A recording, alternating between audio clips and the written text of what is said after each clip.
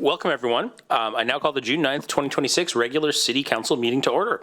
We'll start off by taking a roll call of the council members by position number. Please say here when the city clerk calls your name. Thank you. Councilmember Angulari. Here. Mayor Thompson. Here. Deputy Mayor Alders. Here. Councilmember Kurd. Here. Councilmember Miles. Here. Councilmember Dodd. Here. Councilmember Alcabra. Here. All present. Thank you. First up is meeting agenda approval. We're going to start with the city manager review of the agenda. City manager. Thank you, Mayor, and good evening, Deputy Mayor and members of the City Council. Brief update tonight. It feels like a little more streamlined agenda, but tonight's agenda includes 2 informational updates under the City Manager report, as well as 2 staff reports. The staff reports will be on the Housing Action Plan progress, as well as an update from our 2025 Safe Streets and Sidewalks projects. So it's kind of the capstone of the last Safe Streets and Sidewalks levy. So we have a team here to talk about that tonight. There's also 2 items for adoption or action tonight, including providing formal notification regarding annexing into the Shoreline Fire Authority. It's a significant step on the way towards that process and will lead up to a more formal decision in July from council about specific details. And then also you'll have documentation in front of you about financing or giving staff direction to finance the recent land acquisition in downtown. So also for consideration, a little less of significance is determining if there's interest in being a voting delegate at the Association of Washington Cities annual meeting later this month. That would be a Zoom opportunity. And then 1 study session tonight to provide feedback from council on the draft Parks, Recreation, and Open Space Plan or PROS plan. Finally, the consent calendar includes contracts for capital facilities, projects related to City Hall, sidewalks, Bothell Way property acquisition, and acceptance of a grant for the Wainita Creek Restoration Project, as well as approval from council to give direction to raise the Disability Pride flag at city facilities in the month of July in recognition and celebration of many in our community. Again, with the consent calendar, I do recommend all of the items on consent for approval. I'm happy to answer any questions.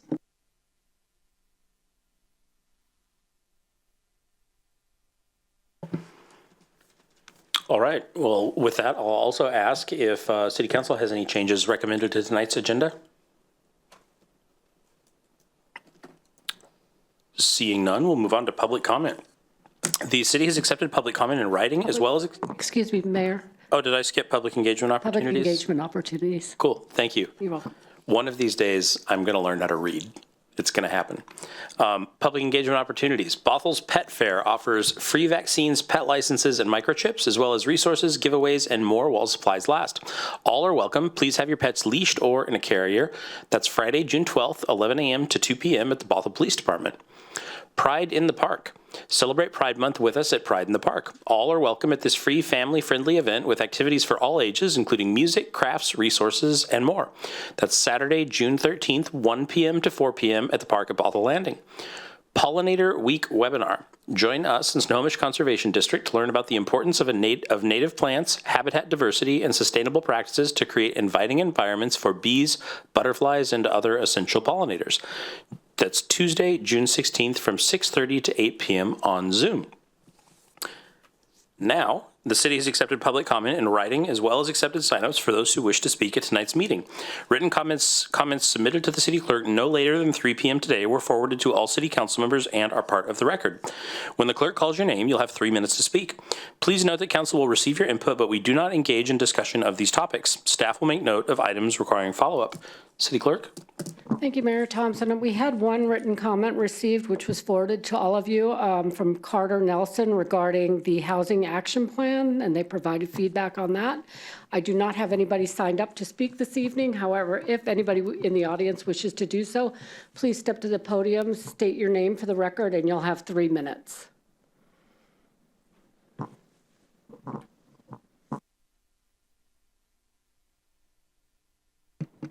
Good evening, City Council members.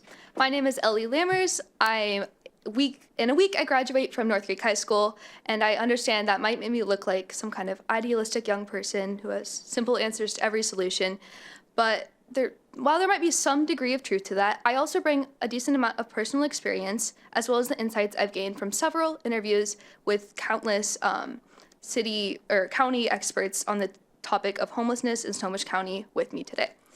In summary, I would like to address the fact that the reality is the services on all the brochures and websites paint a picture that makes it seem like there are far more resources available than there actually are.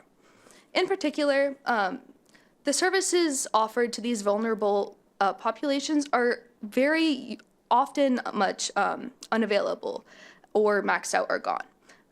In particular, I've identified 4 particularly vulnerable populations that me and my family have seen fall through the cracks countless times in Snohomish County, particularly the elderly, women, children, and disabled. So I guess my overarching kind of idea is there anything that Bothell can do on a city council level or city level to meet the needs of these vulnerable people? So a few little anecdotes I have here. My mom has volunteered weekly at Esther's Place, a shelter for women and children in Everett, for about 8 years. So she's seen quite a few things over the years, and my family has seen quite a few things. There's countless cases that continue to shock me.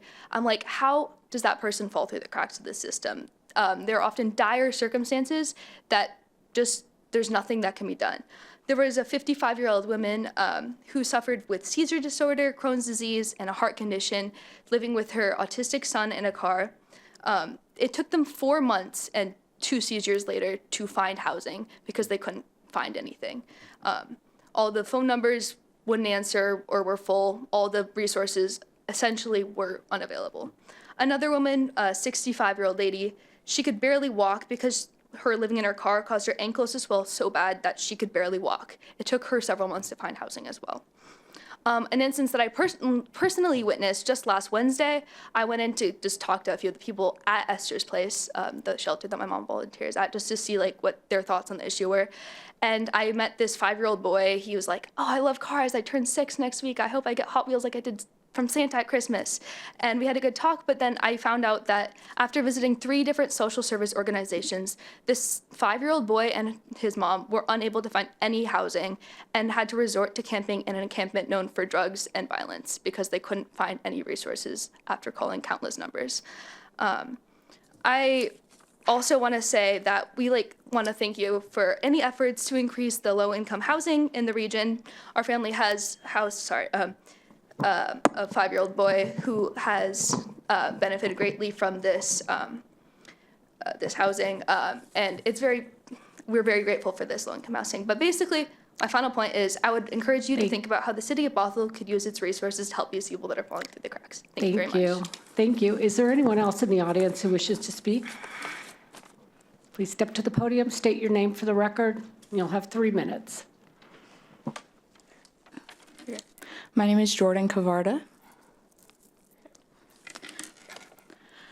Well, I walked in here today with a fresh manicure, my hair done, clean clothes, and shoes on my feet. I think back to a time in my life where this wasn't so easily the case. My dad was our sole breadwinner growing up. He came from an extremely well-off, stereotypical LA rich kid family and was an engineer in Seattle by the time I was born. He worked my whole childhood and everything before it to provide for his 4 kids and his wife. We lived a life I wish I'd been more outwardly grateful for at the time because I watched everything crumble in slow motion when he lost his job back in 2019. We didn't know it back at the time, but he had early onset Alzheimer's and would never be able to work again. The next year of my life was spent in the Social Security office every other Friday, listening to my parents talk about finance through closed doors, watching my mom crunch numbers at the kitchen table almost every night. I remember his first ER trip after he got diagnosed and the silence that filled the space between the numbers that the lady at the front desk was saying at the hospital. Before I knew it, my mom was working again after being a stay-at-home mom for over 20 years. Everyone knew it wasn't optimal and was never her choice, but choice wasn't really a thing for us back then. Between working as a hairdresser while earning her master's in education, all while raising the only kid she had left at home, which was me, I watched my mom flip her entire life on a single dime just to keep a roof over my head. While it's no secret how inspirational my mom is, it still wouldn't be enough to pay our mortgage at the time. I live in Outlook Ridge, right above the switchback into the valley, where the median home price is roughly $800,000 to $900,000. Our monthly mortgage at the time was around $4,000 alone, not counting utilities and living expenses, and that was after years of paying it off. Add on the price of testing, medication, and hospital stays for my dad, and it was the perfect storm for everything to go wrong for us financially. I don't share this story today to walk out of here with sympathy and pity. I share it because it's a prime example of how close we all are to being a part of this issue. Without the grace of my extended family on my dad's side, I wouldn't be here speaking today about the homelessness crisis. I'd be a part of it. While I was lucky enough to have my grandparents pay off my house, I'd like to take the privilege of a voice that I have tonight and address the areas along the relationship between unemployment and housing where we can improve support, in this case particularly to those living in Bothell, as I know y'all are a city organization. I think we view homelessness as an issue to be solved rather than prevented, which I think is its fatal flaw. It goes without saying that many individuals experiencing homelessness can't work their way back up the financial ladder alone, and it would be ignorant to simply suggest we build more shelters and/or group homes rather than asking ourselves in our city what kind of preventative measures we can take. My question for all of you today is what kind of institutions can be put in place to prevent the pipeline from unemployment to homelessness in cases such as mine and my family's? In other words, how can we prevent one family from losing their home rather than react to hundreds of them losing theirs? Thank you so much for your time, and I look forward to hearing what you guys have to say. Thank you. Do we have anyone else in the audience who wishes to speak? And I do have one person on the attendee list and virtually. Mr. Miller, if you wish to speak, please raise your hand and we'll panel you in. That is all I have, Mayor Thompson. Thank you very much. I just wanted to point out that the last speaker mentioned you're looking forward to us engaging on these issues. As a matter of policy, we do not discuss issues that come up at public comment. So when we don't engage, don't feel it's because we don't care.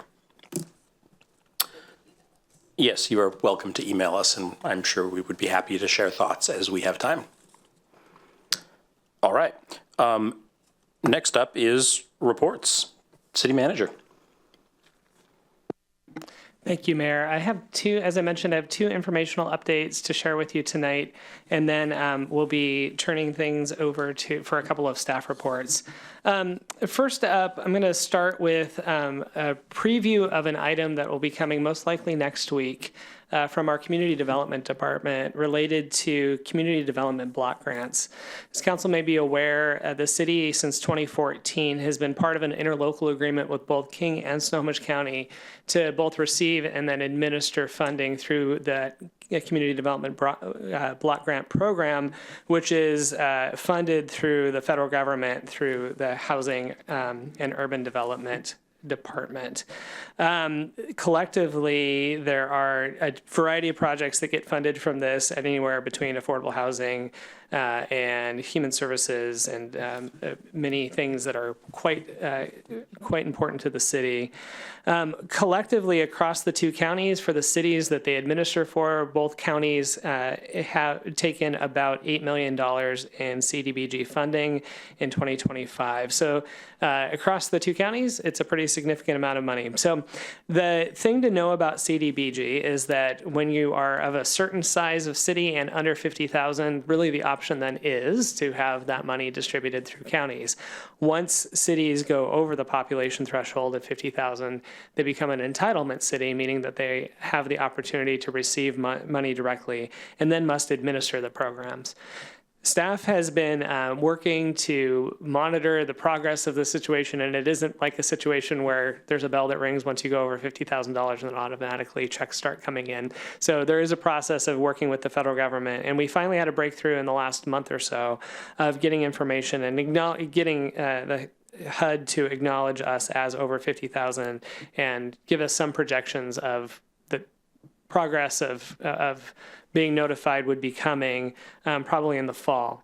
The complication, because life is never easy, is that both counties in their interlocal agreement, there's a 3-year renewal process, and that deadline is coming up at the beginning of July. So we really have to make a pretty quick decision on whether or not to continue funding through the counties, and they'll administer grant programs, of which there are projects in Bothell that would be eligible, or if we decide to then receive money directly, which has been estimated for us but not binding, of around $200,000 a year. So we're looking into that. There's a number of considerations that we're trying to process through, including working with the counties to find out how much of that funding of that $8 million in 2025 has made it to Bothell projects. Like, how competitive have we been, and would there be more money distributed if we were direct recipients? And then, as council is aware of, and we have talked about in other situations as well, there's also language in federal agreements these days that we are part of some litigation on an injunction about some federal government requirements, of which we did not qualify for protections against HUD funding because we weren't receiving it directly, and now we would be. So we've got a lot of analysis to do, and we're going to do it in a short order. I just wanted to put this on your radar in that you will see something in your packet next week, and usually we have kind of a slow build up to things that when there's decisions, and this will be a situation where there will be a quicker decision. The good news on it, though, too, is that nothing is forever. Again, if in the decision, we'll make a decision that'll impact the city for 3 years, and then we'll figure it out either way. So staff will have a recommendation for you when this comes back, and we'll have a lot more details. But wanted to put that on your radar. A little higher note and a little bit more fun is that, as you may be well aware, we have been talking about it for a while, is that the FIFA World Cup is coming to the area. It's a global soccer tournament, if you're not familiar, or football, more appropriately. And in 2026, as you may know, it's being hosted in North America by cities in the United States, Mexico, and Canada. And Seattle is one of those host cities for 6 matches. Bothell has been working on implementing collective experiences to welcome individuals to Bothell and hopefully have them come experience a little bit of Bothell and also be able to appreciate again, that whole day or a lifetime. Bothell's everyone's hometown, so we want to welcome people home. If you've been through downtown in the last couple of days, you'll have seen some changes, including some activations that we're proud to be announcing tomorrow. You'll see a news flash go out. We've been working with businesses and the Chamber of Commerce and implementing funding through a Port of Seattle grant with business matches and city matches to really activate. What you'll see is online, we'll have a website that has a map of different activities and businesses that visitors can go to, including places where matches will be shown. So if they're looking for a place to watch a match in another area on TV, they'll see that.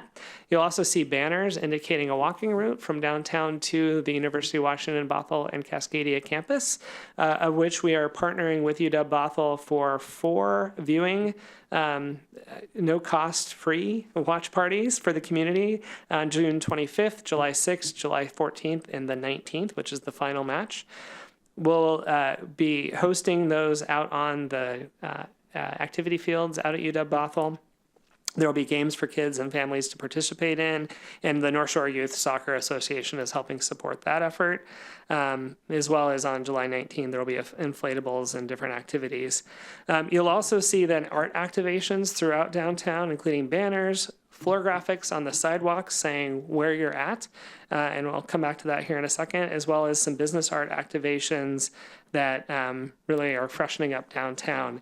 Those floor graphics also include QR codes, which, if upon scanning, launch a virtual guide hosted by Bali, the otter, a chatbot that connects you to available experiences and navigates around the Bothell Soccer Village, which is our hosting of it. So playing with that a little bit today at my lunch break, went out and Bali will ask you if you're looking for something to do, somewhere to go, navigation, offer you a map, different things, and you're able to interact. So very helpful. And then last but not least, down in the park at Bothell Landing, there was also a soccer themed, but not World Cup themed, welcome sign for all who are traveling to and through Bothell. So we're excited to showcase Bothell and the region to the world, and hope that that we make new friends and acquaintances along the way. I'm now going to turn things over. We have 2 staff reports. So we are going to be hearing tonight first on an update on the draft housing action plan. Council may recall many policies that were part of our comprehensive plan discussions that was adopted in 2024. And then also we've had several conversations about the housing action plan, and it is one of the council's priorities. So we are now at a stage where the housing action plan is now a draft that's live and open for public feedback. We wanted to provide council with an update as well as to the community. So tonight we are joined by Ray Sosa, a senior planner in community development, as well as Jacqueline Sampson, who's a planner in community development as well. They will walk us through some updates on what to expect. With that, I'll turn things over to Ray. Thank you so much, Kyle. One moment while we get the presentation fully loaded on the screen. It's giving us a bit of a technical issue there.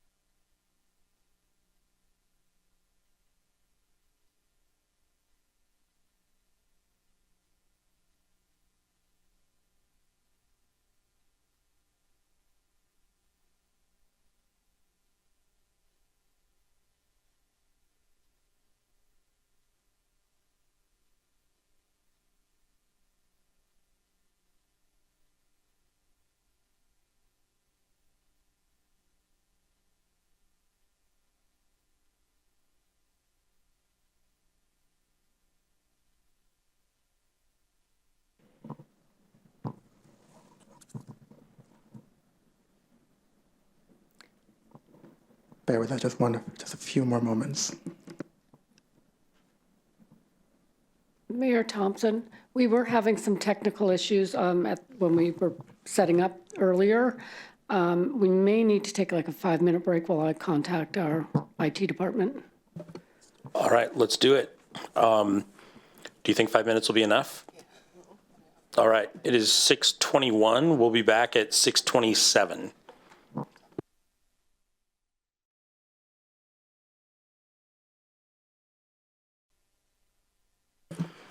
Welcome back. I think we have our tech figured out, and I will kick it back over to the city manager or Ray and Jacqueline.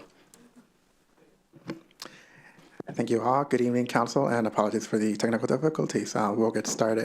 Just to note, there is a 5-second lag between my screen and the big screen here, so if I pause myself, it's just because I'm giving the presentation time to catch up on the main screen.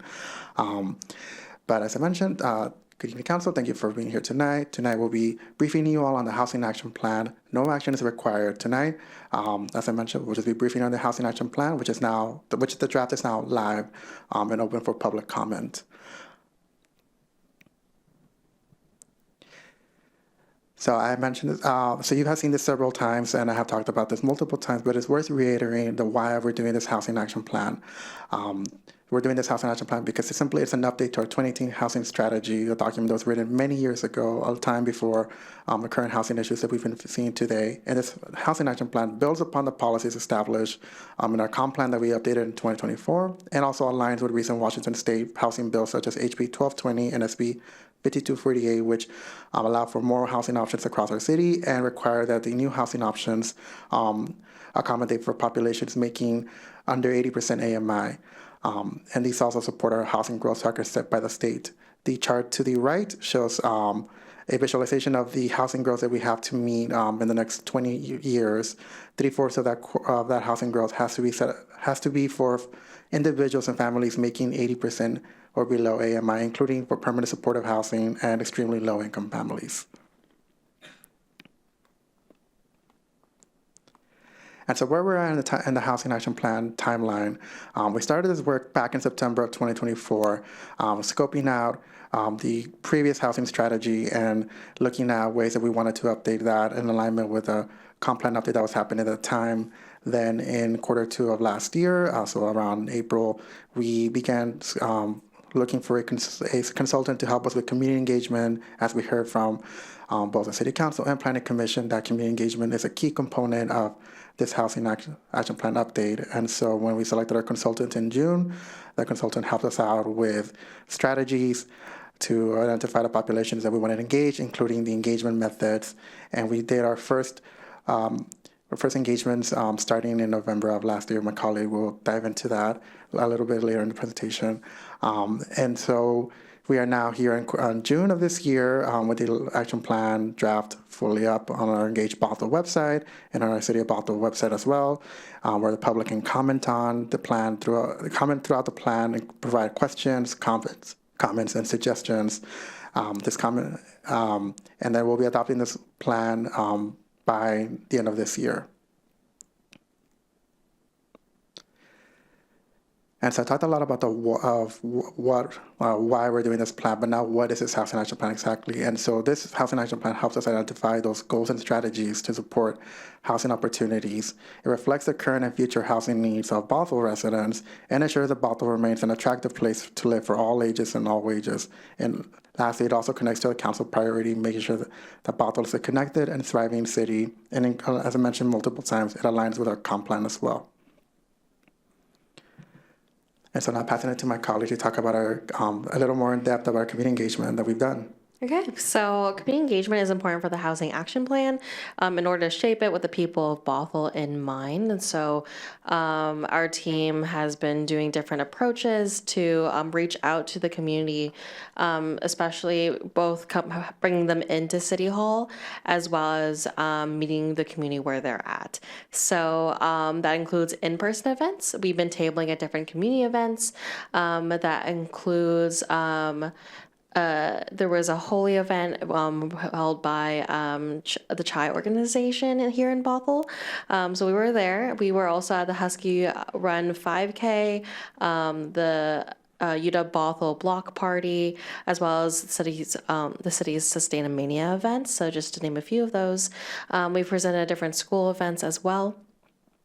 Through the Engage Bothell program platform, we have posted our storyboards, which is basically where city members can post just their own stories about their housing, and they can even interact with each other, comment on each other, kind of like a forum.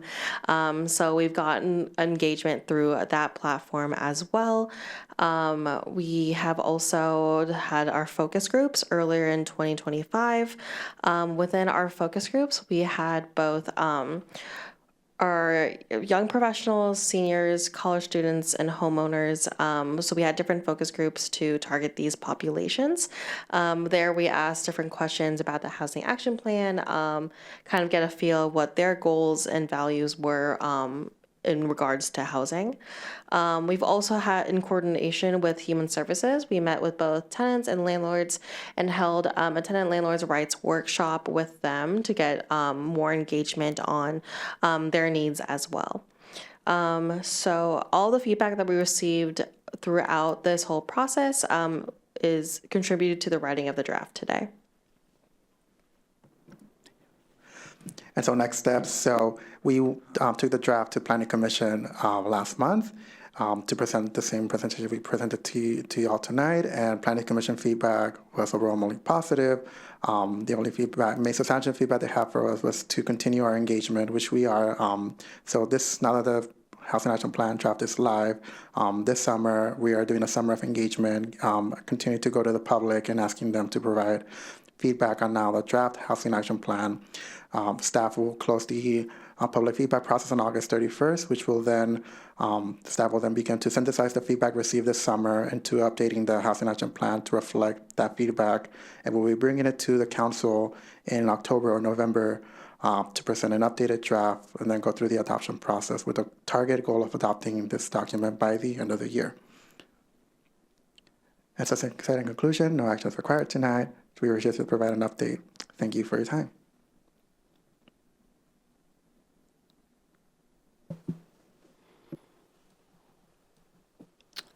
Councilmember Alcabra. Thank you, Mayor, and thank you both. This is very exciting times, finally getting it done. It's great that we're doing community engagement, which is the demand side of things. How about the supply side of things, the developer and the builder community? How much, I know there's, when the housing plan, action plan itself, the document on the website, it's a very long and detailed one. So there's a long list of things that we're saying, incentive this, incentive that. Is that direct feedback from them? Have we engaged with them? Because we got an email today from one of the constituents on that side, or one of the stakeholders on that side, that said maybe we should do this or that. What do you guys think? No, I appreciate the question. And parallel to the Housing Action Plan, we're also doing certain code updates, which we spoke last month about the inclusionary zoning and our MFTE code. And those we have engaged with developers mainly to talk about those code updates as well, which are all tied to the Housing Action Plan. So yes, to answer your question, yes, we have been speaking with developers and the development community. Is there going to be, how often do we have conversations with that community? We've been having conversations with them as we are worked through the several stages of the code updates. And so next month, we'll be coming back to present an updated MFTE code to you all, depending on how the conversation goes. Through the rest of the summer and in the fall, we may do one more touch point with developers to present to them our updated MFTE code, given the feedback you guys, the council gives us. And aside from that, we also, community development has something called the site developer, the development, I forget the acronyms, but DSAG, we have a quarterly touch point with developers to give them updates on the work that we're doing, not just on the housing, but all the community development work. So we were very much in touch with them throughout our work. That's great. Do we know, because we know here's how many housing units we need, for the next 20 years. Do we get, if we do X, then the developers will say, okay, fine, we'll give you Y units if you do this type thing, are we, because when we say we want MFTE, do we know how many more extra additional units we're going to get if we apply that, for example? So can you expand on that question a little bit? I'm just saying we're providing incentives, right? Like how much additional, less than 80% housing is that going to provide? Right, if you'd like. I think, Councilmember, one of the things to keep in mind on that is that there's so many other variables other than what the city can do. So our role is to create conditions through the policy choices that you can make of what can be done. And then there's all these economic factors and financing and everything else too. So one of the, just as a reminder, and we'll be coming up on it in September, that's part of where our commitment of bringing you development updates every 6 months is to show what is the market producing.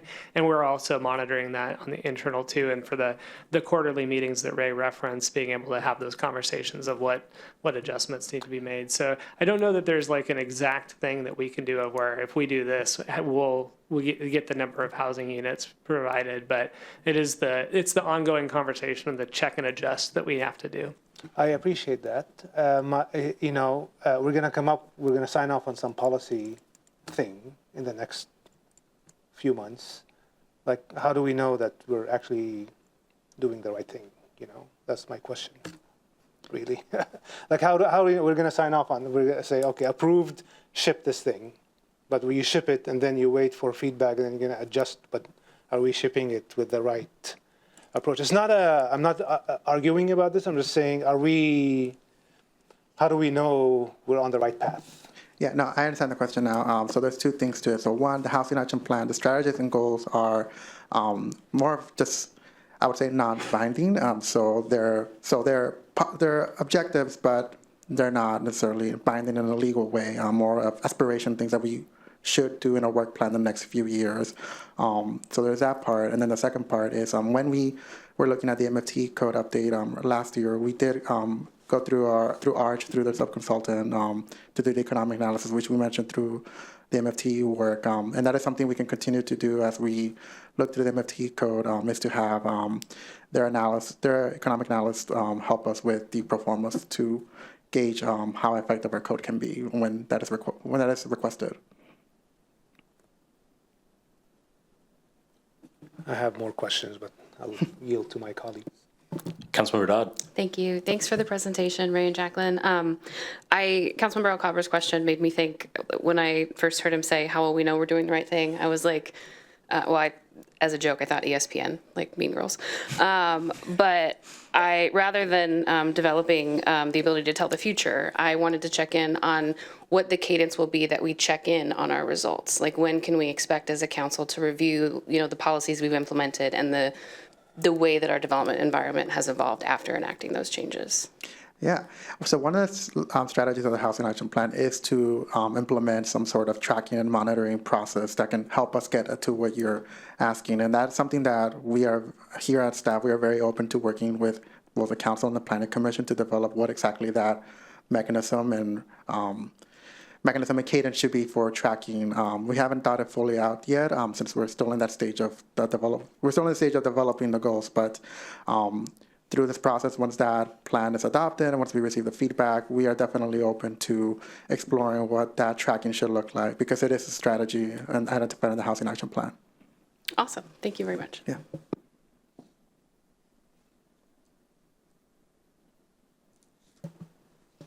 Oh, Deputy Mayor.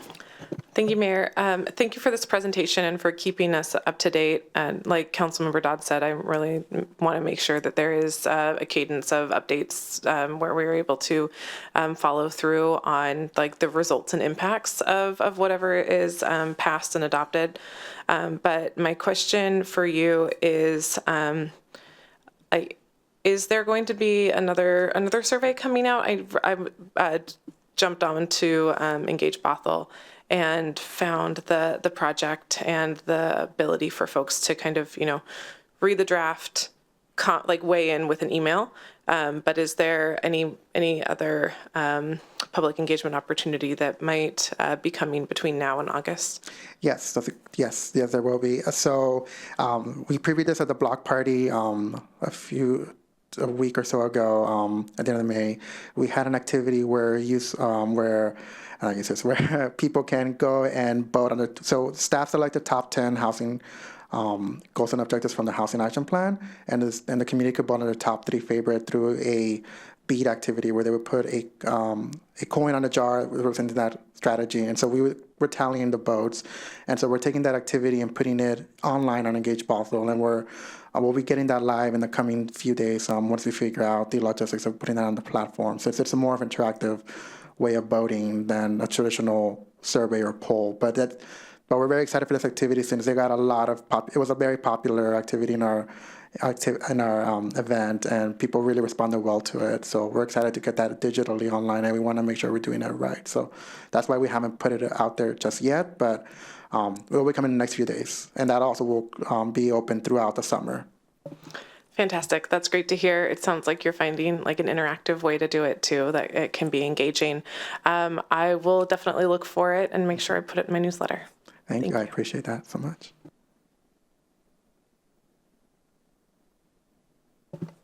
Thank you so much. Really appreciate you guys coming out and showing us the work you've been doing. Really looking forward to getting this thing done and shipped, as you probably are as well. And thank you for your time tonight. Thank you. All right, our second presentation, we're going to cross our fingers. Our second presentation tonight is an exciting one. As I mentioned in the review, our last year of the previous Safe Streets and Sidewalks levy was 2025. And as council may recall, just putting in context and for our two new council members too, as we were wrapping up that levy, there were a lot of the projects or more ambitious things that are on our capital facilities plan list was waiting to see what would happen with the next levy.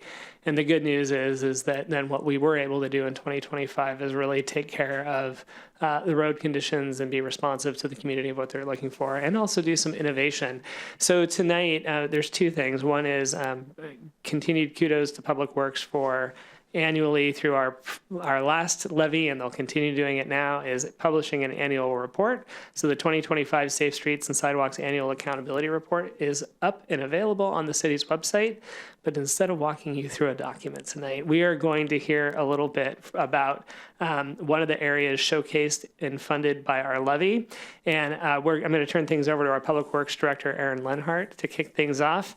And then she's going to introduce you to Chad, Austin, and Wyatt, who are part of our street maintenance team, whom you've seen probably many times out and about in the community, just not normally here in council chambers. So we're excited to have them here to talk about their work and highlight the great service that they're providing in Bothell. With that, I'm going to turn things over to Erin. Thank you, Kyle. Good evening, Mayor, Deputy Mayor, and Council. Very excited this evening to introduce you to some of our excellent street operations professionals in Public Works, about whom I am very proud. I'm guessing that you know. And as Kyle mentioned, we decided to start switching things up.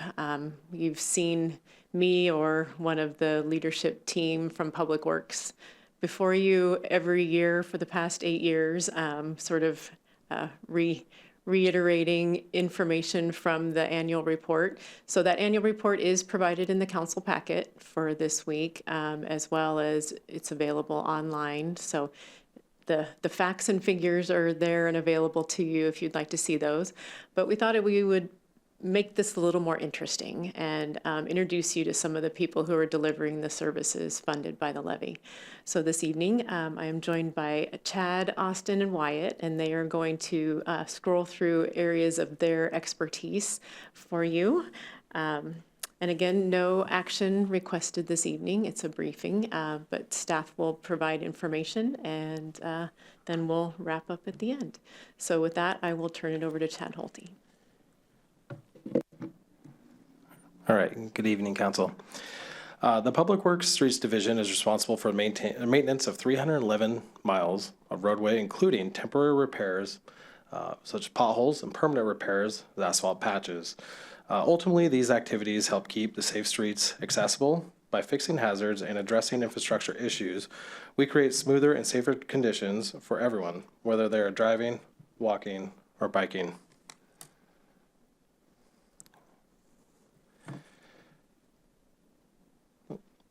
And for a streets asphalt patching overview, what was it? Oh, thanks. Our streets division continuously repairs potholes across the city, with higher volumes typically occurring during the winter due to weather-related pavement damage. Areas reoccurring potholes issues are prioritized by paving projects, and larger or more permanent repair need to be referred to our capital division for long-term solutions.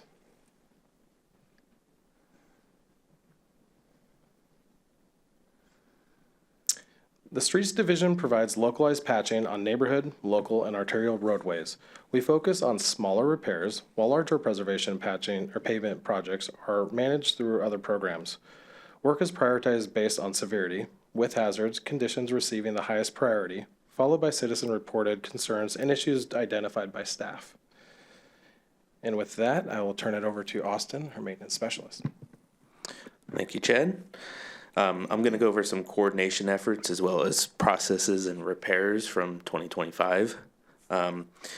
Coordination between engineering and operations. So street operation works closely with capital division, and we coordinate projects and try to help each other meet each other's needs. The streets department is responsible for the day-to-day maintenance and small quantity patching as well as localized patching. Capital focuses more on long-term, large-scale projects such as overlays or large quantity patching, as well as crack sealing. Together in the wintertime, we meet to go over future projects, so we're not overlapping and wasting funds somewhere that, say, capital is going to come through and do a large overlay. We would rather them do that, and we can focus our efforts more on like maybe a local road. In 2025, the streets division filled 923 potholes ranging from a 1 by 1 foot by 1 foot to a 2 foot by 12 foot and anywhere in between that. This was much less than our average previously. From the years 2017 to 2024, our average was 1,901 potholes. And a lot of that has to do with the implementation of new equipment and capital overlays. And those addressed failing pavement prone to pothole development. Our patching process.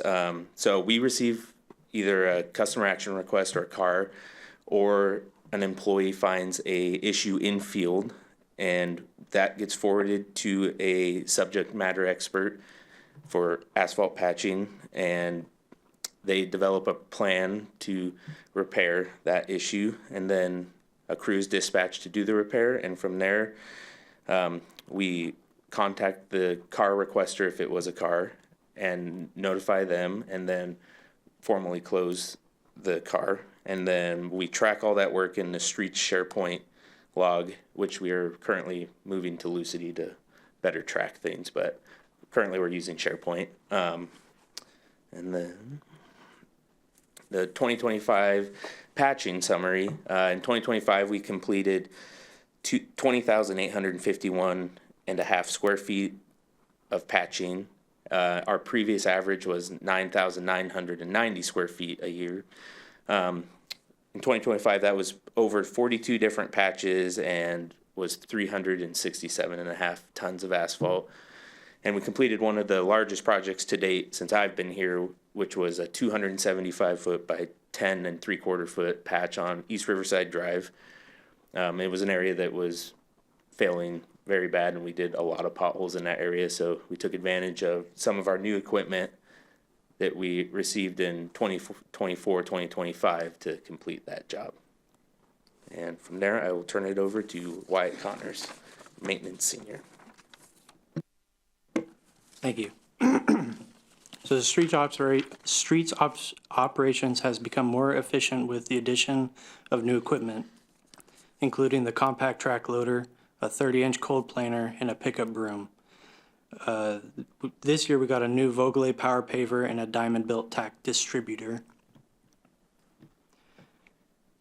In 2025, we implemented the compact track loader, the cold planer, and the pickup broom into our patching operation. It has increased efficiencies, allowed crews to safely complete more asphalt repairs in less time than in prior years. It has also reduced material costs by allowing crews to mill and replace 2 to 3 inches of asphalt rather than full tear-outs with base replacement, then repaving. Some areas still require full depth restoration, but many repairs can be effectively completed with asphalt overlay.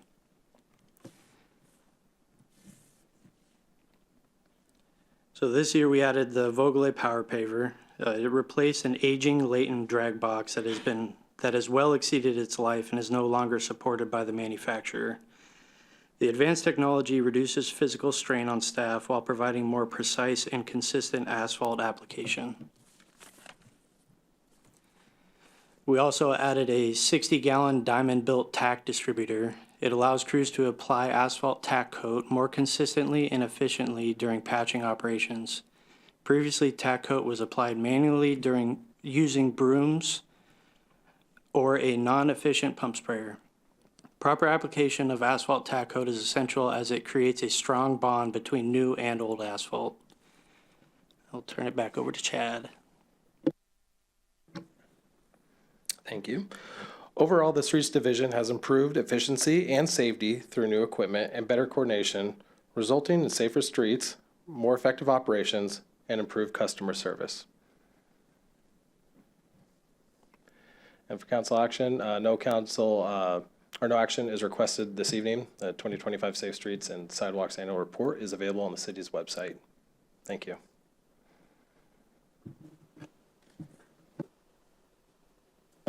Councilmember Alcabra. Thank you guys so much. It's so awesome to hear this, to see this and the work you guys are doing. I think Boyd has some competition about the cool tech you guys are using. I thought the sewer stuff was really cool, but I think this stuff is cooler. So thank you guys. You're going to get them in trouble. They're going to be like, walk into the office and be like, you're old news, Boyd. Councilmember Dodd. Thank you. Thanks for the update and thanks for coming to join us at our meeting to deliver it. I'm not willing to pit departments against each other, but I think the council member has a good point. I just wanted to say, I hope that you all felt like the voters renewing the Safe Streets levy was a celebration of the work that you do. That reflects a lot more on you and your teams than it does on us. So I just hope you guys really took that in and felt that. So thanks for being here. Councilmember Curd. Thanks for the presentation. It's always cool to see the big equipment being used in the field, and whenever I'm like a kid, like, whoa, whenever I see you doing work. And just because we're doing fewer potholes doesn't mean that you're not keeping our roads in excellent condition. And I'll share with you that I had a constituent come and I was stealing myself because they were going to talk about potholes. I was like, oh, we do so much for potholes. We're so good. And the potholes that they were complaining about were in WashDOT. So go figure. No complaints from the people that are in the know. And I wanted to thank you for bringing up the equipment because using more efficient equipment is helping reduce costs in the long run and also protect our environment by using less material. So that's really important to me. It's important to us up here on council and to our constituents too. So thank you. Deputy Mayor. Thank you. I think Director Lenhart knows one of the questions I'm going to ask, but I'll get there. The Councilmember Curd brought up the strategy around doing fewer potholes, but it sounds to me, and tell me, like, correct me if I'm wrong, isn't the new strategy like preventing potholes so you have fewer to fill? Okay. See, that's amazing. That's an excellent reason to have fewer potholes because it's prevention at that point. And then I'm going to ask you because I'm curious, when was the, I'm going to quote, aging latent drag box first brought into operations in the city, and what year was it made? Public Works trivia. Yeah. So we think we got it in 1992. We're pretty sure, based on some old documents that we found, and it was purchased from Snohomish County.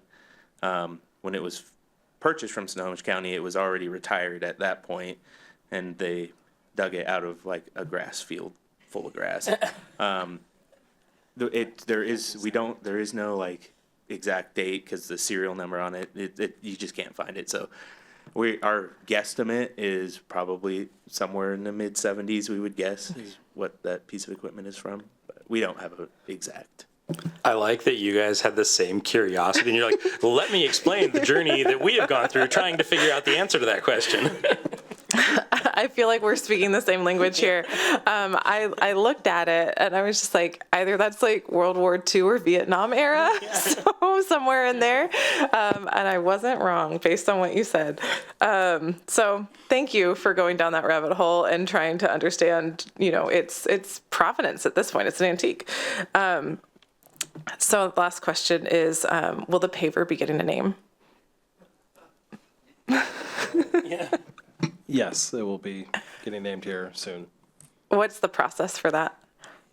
Going through kind of our communications team and the rest of the staff, and then we'll go out to a vote for the public to name it. I love that. Then I won't even suggest a name because there will be a list of names for us to choose from. And I just know, and you've probably experienced this, that people get really excited when they see the street sweepers and the snowplows. And so I just hope that this paver feels the same amount of love, and the folks working on the paver, will feel appreciated when it's seen out and about. There's going to be a fun name, I'm sure. Thank you for humoring council by naming a paver for us. Thank you.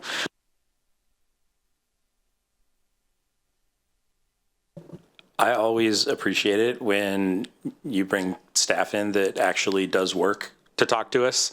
No offense to the lovely people who push pins for a living like me, but it's really cool just to hear from the people that are actually on the ground doing the actual work. I had the same. I don't remember who said it, so I'm not going to call anybody out, but I love that we've invested in equipment that allows us to be more productive over time. Like, we're going to be reaping the rewards of that for a very long time, and hopefully we'll have even fewer potholes to fill next year because we've done such a good job this year. So thanks, y'all. Really appreciate it. Thank you, Council. And that completes the city manager report portion tonight, and I'll turn things back over to you. All right, next up is council reports and conversations. Councilmember Curd, I appreciate the getting out in front and not having to look around for 5 minutes while everybody decides whether or not they should push a button. Conversations. Tomorrow is the Metropolitan Solid Waste Advisory Committee meeting, and so I'm sure you all are on the edge of your seats, but one of the things that MSWAC does is advise King County on solid waste division rates. And we heard a while ago, and it was pretty early, so I didn't share, that rates were going to be pretty steep. But over the course of the year, the county's solid waste division had gone through kind of a process of re-looking at the rate increases that were needed to fund a pretty important suite of capital projects to extend the life of our twilight year landfill. And they spread some costs out and did some analyses and were able to reduce the rates. So the rates that MSWAC will be writing a letter in support of are approximately 73 cents per month on average in 2027 of increase. So it's pretty phenomenal to hear responsive county government, hearing that our constituents and our communities are feeling the burden of increased utility costs. And so this is one where I'm excited to sign the letter indicating our support. If you'd like more information, please email me.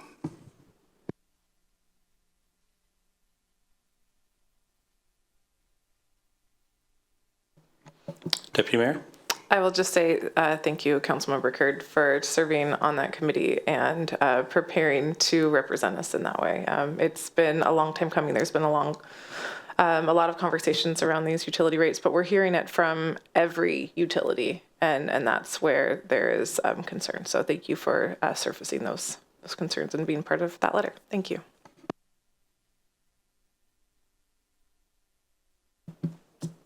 I would love to entertain a motion to approve the consent agenda. Councilmember Dodd? I was thinking, and I'd like to move to approve the consent agenda. Second. I have a motion from Councilmember Dodd. I'm glad you were thinking about it, to approve the consent agenda, with a second from Deputy Mayor Aldrich. Would anybody like to speak to the motion? Seeing none, City Clerk? Thank you. Please Too say yes or fast. no when I call your name. Oh, Councilmember- did you want to speak to the motion? I was going to speak to the motion. I'm very excited to see the disability pride flag on here and to see this for the first time next month. And so thank you, staff, for bringing that back and moving it through the process. Okay, thank you. Please say yes or no when I call your name. Councilmember Angulari, Yes. Mayor Thompson, Yes. Deputy Mayor Alders, Yes. Councilmember Kurd, Yes. Councilmember Miles, Yes. Councilmember Dodd, Yes. Councilmember Alcabra. Yes. Passes 7-0. Thank you. All right, ordinances and resolutions. Our first agenda bill of the night is about authorization to issue taxable bonds to reimburse the general fund for property acquisition costs. City Manager. Thank you, Mayor. And yeah, good news and good evening. The last several weeks, we've had some property acquisition transactions in front of council. And our second one that was approved or authorized last week did in fact close and record with the county today. So we are officially owners of 2 more parcels.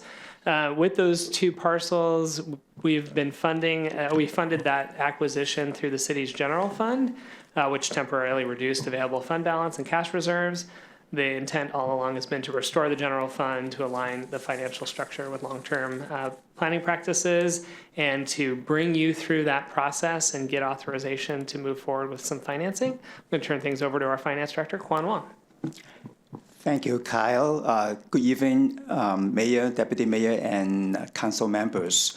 So tonight we are back in front of you asking for your authorization to give the finance director the authority to issue and sell taxable bonds to reimburse the city's general fund for principal and interests and related costs paid for the acquisition of 2 properties for future development. As the city manager mentioned, the background of this, the city recently purchased 2 properties intended for future development and community investment. By doing that, we funded the purchase using general fund. So in order to free up the general fund, we are proposing to use limited tax general obligation bonds to reimburse ourselves, and that will free up the amount for other purposes during the holding period.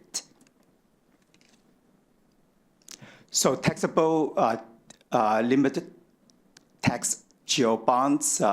So we are asking for the authority up to $3.6 million. So the bond will reimburse the city's general fund for both principal, about $3.1 million, interests and expenses. We solicited competitive bids. We had 4 bids. In this interest rate environment, it was a very difficult process, but we got a really good bid for about a 5.1% borrowing. So we will repay the bond with proceeds from the property's future sale. So during this period, again, we will free up the general fund amount by using this bond financing. This is a taxable structure because the purpose of the properties will not give us the tax-exempt status. So the borrowing cost is a little bit higher than the tax-exempt bonds. But again, both the interests and the principals will be reimbursed by future sale of the property or redevelopment of the property. So we are holding the general fund harmless by doing this. So with that brief introduction, again, we are asking for your consideration to authorize the finance director to issue and sell taxable bonds to reimburse the city's general fund for principal, interest, and related costs paid for the acquisition of the 2 properties for future development. If I can answer any questions. And if nobody has any question, Councilmember? Just for my personal education, how So can you explain very briefly, I know it's a complicated technical, that you had to outsource it to somebody to do it, but like very briefly, how does the process work of issuing bonds and then us paying for the bonds? Yeah, so we the use our city's finance advisor, PFM financial advisor. They work with our bond counsel, and then really we send out a competitive bid proposal to solicit bids from banks and from other investment firms. So that's the process. And then we receive those competitive bids back. And among those, we chose the most competitive one. So it's through, again, an instrument that we hire PFM to have that for us. And competitive meaning the least amount of yield payments? Like how does it work? Like how do we pay off? How do investors require, a regular payment? Yes, right? So over the next 10 years, we will be paying the interests to, again, pay off the debt. With the competitive bid, it's not the lowest cost or the highest return. We had different measurements, and again, we chose this one because both the interest rate and our ability to pay ahead of the 10-year maturity without cost. So we chose this particular bank to allow us for the financing. And to just, the assumption is that, or maybe, I don't know the assumption, but then we'll pay off not pay off the regular payments we pay, the interest payments we have to pay back through the general fund. That's correct. Okay, cool. But at the end of the day, if or when we sell the properties or reinvest it, again, the general fund will be paid off using proceeds of that sale or that reinvestment. How are we able to afford them? So that's what I'm not understanding. How are we able to afford the interest payments but not the because 3.6 million? Good question. Because upfront we will be paying $3.6 million, and that would hold up that amount for the next 10 years, as an example. But instead of paying that upfront, we're just borrowing and pay as you go. I mean, just like your regular mortgage, I can afford paying, X million dollar upfront, but I'm able to borrow and using the income that I earned, and again through the regular tax that we generate, the tax revenue will be going to pay for the interests. Thank you. Councilmember Anguilleri. Thank you, Mayor. Thanks, Kwan, for the presentation and the information. So 5.1% interest on a 3.1 million comes to 158,000. So the difference between 3.6 million and 3.1 million is 500,000. So that means we have borrowed interest to cover 3 years. Is that right? So the borrowing, we are asking for a 10-year term, but so anytime during that 10-year, we have the ability to prepay. So I really don't have any firm number because we will be able to prepay at any time if, again, we will be able to sell or to reinvest the property. Sure. Do we pay interest monthly on this bond, or how do we pay? Yeah, we pay it on a semi-annual basis. So every 6 months, because for the sake of our administrative cost, so we'll be just doing that every 6 months. Okay, so on a 3.1 million is my calculation right? We are borrowing at 5.1%. So it comes to 158,000. So we pay every 6 months half of that. Is that right? So 3 years or? No, I'm just saying annual interest that we pay as a city. Mm-hmm. Oh, actually we are borrowing 3.6 million, right? Correct. 3.6 million at a 5.1% interest, is that right? Correct. And so, that comes, okay. So right now, according to the schedule, we are paying about 260. So I'm going through the schedule. So the first payment is about $80,000. So the next one is about $87,000. So it's also compounding interest. Sure. So it's about $80,000 per payment over the next 10 years. My only question is, once we are exhausted with the 500,000, the difference between 3.6 million and 3.1 million, we have a $500,000 positive cash, and we use that funds to pay interest every 6 months. Is that right? That's correct. Okay, after 3 years, we will not have the funds to pay unless we sell the property. Let's say we don't sell the property in 3 years, then we need to pay it from the general fund. Is that right? No, the general fund will be paying starting the first payment. So again, we are borrowing against our own credit. So as we collect from different tax revenues, the amount will be going to the interest payment. Okay, good. Okay, So, thank you. Yeah, so the general fund will be keep paying this, but at in terms of cash flow, if you look at it from a cash flow point of view, instead of coming up with $3.1 million upfront, we're able to kind of having a payment plan. And then at the end of the day, when we sell the properties or reinvest them, we'll get both the principal and interest back. Sure. Thank you. Yeah. Thank you.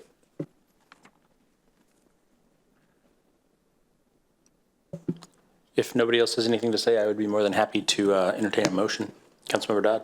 Thanks. I move that we authorize the finance director to issue and sell taxable bonds to reimburse the city's general fund for principal and interest and related costs paid for the acquisition of 2 properties for future development. A second. I have a motion from Councilmember Dodd to move the recommended action and a second from Councilmember Anguilari. Would anybody like to speak to the motion? Seeing none, City Clerk. Thank you. Please say yes or no when I call your name. Councilmember Anguilari. Yes. Mayor Thompson. Yes. Deputy Mayor Alderks. Yes. Councilmember Kurd. Yes. Councilmember Miles. Yes. Councilmember Dodd. Yes. Councilmember Alcabra. Yes. Passes 7-0. Thank you. Thank you. Thanks, Kwan. Next up, we have an agenda bill 26013 for the Shoreline Regional Fire Authority Annexation. City Manager. Thank you, Mayor, and good evening, Council. This item should feel fairly familiar to you in that it's not substantially different than what we discussed last week. Before you tonight, though, is an opportunity for action. So while last week we received direction to come back this evening, tonight we have a resolution before you for consideration, which would formally request annexation of the city of Bothell into Shoreline Fire Department's Regional Fire Authority.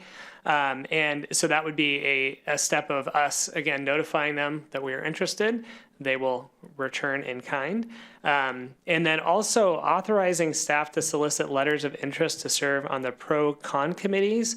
That'll also be done in conjunction with advertisement of a public hearing. So we're going to talk a little bit about that tonight. But just to reset our where we're at in this process and the council milestones for RFA annexation between now and November 3rd, should this move forward. Again, tonight is all about requesting action. What I want to be clear on is that there's still work to be done before anything final or the details that I know council is interested in. This really gets the process going. The RFA board would also accept, and then as I mentioned, with that scheduling the public hearing, we'd be looking at that in July.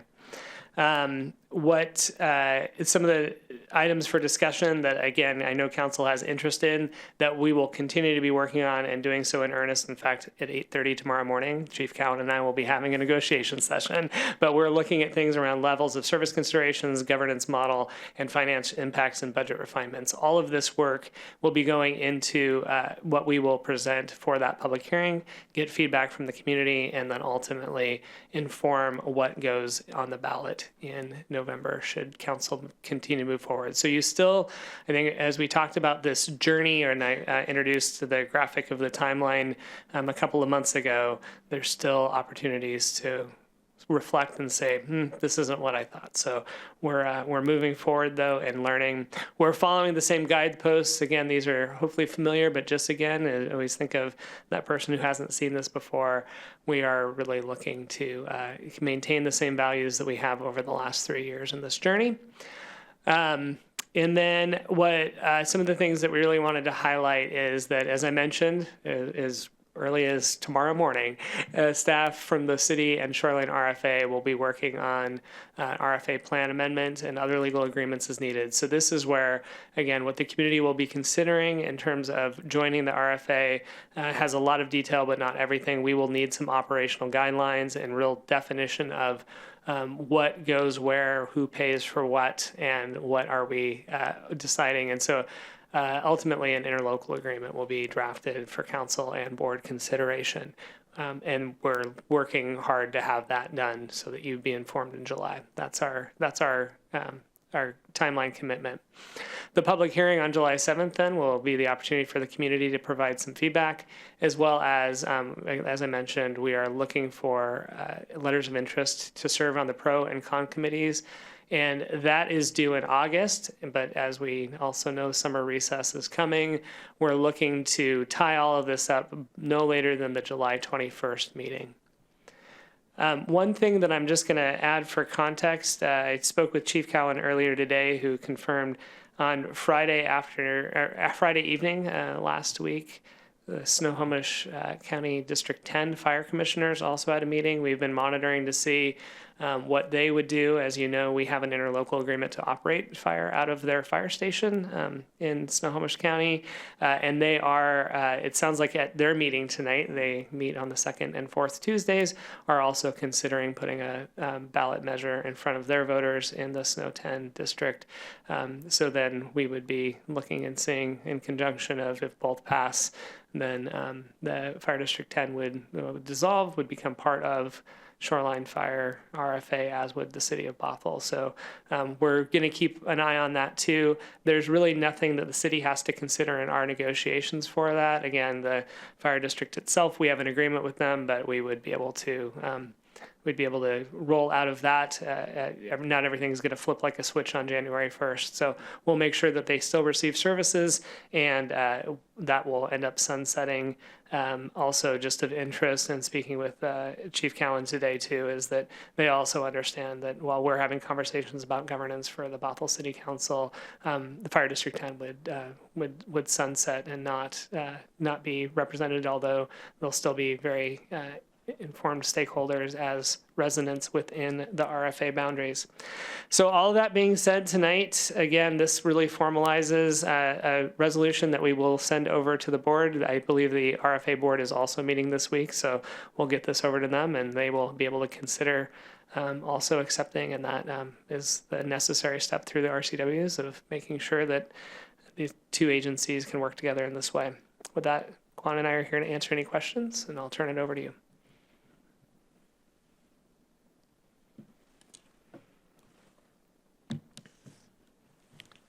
Councilmember Alcabra. Thank you, Mayor, and thank you, City Manager. I sent you that question.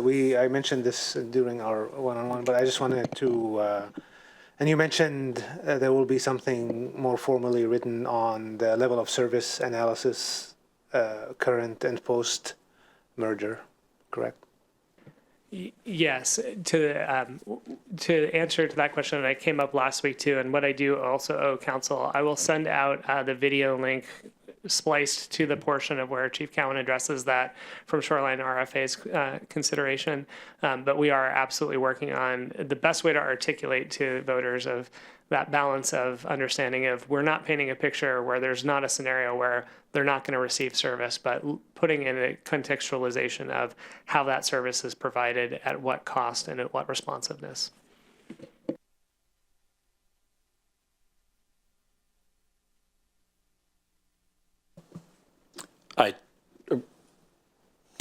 Councilmember Gerd.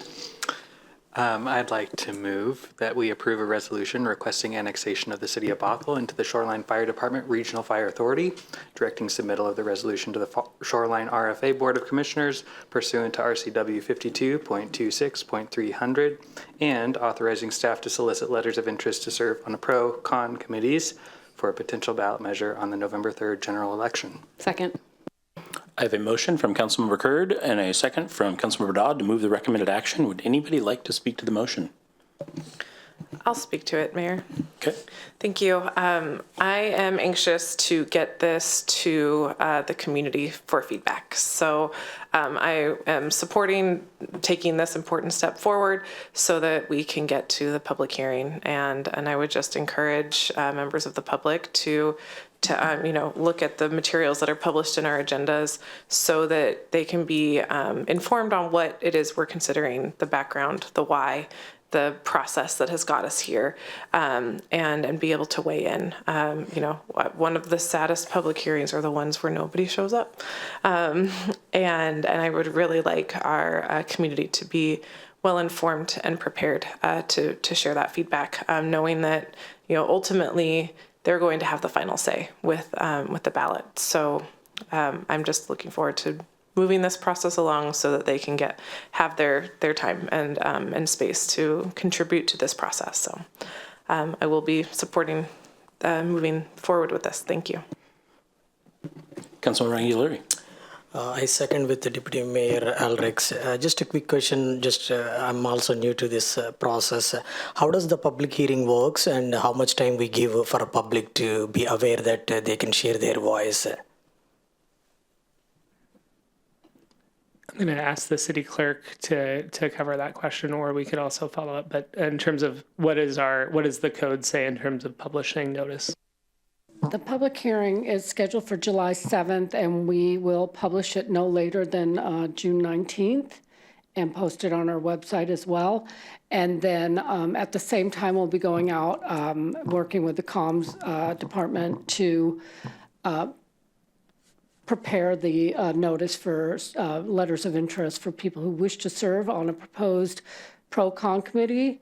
And then they'll be doing some engagement regarding the public hearing as well.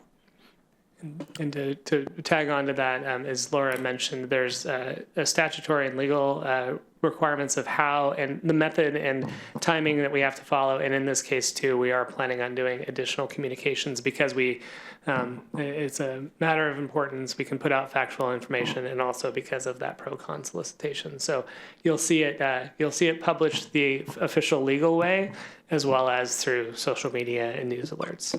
Thank you.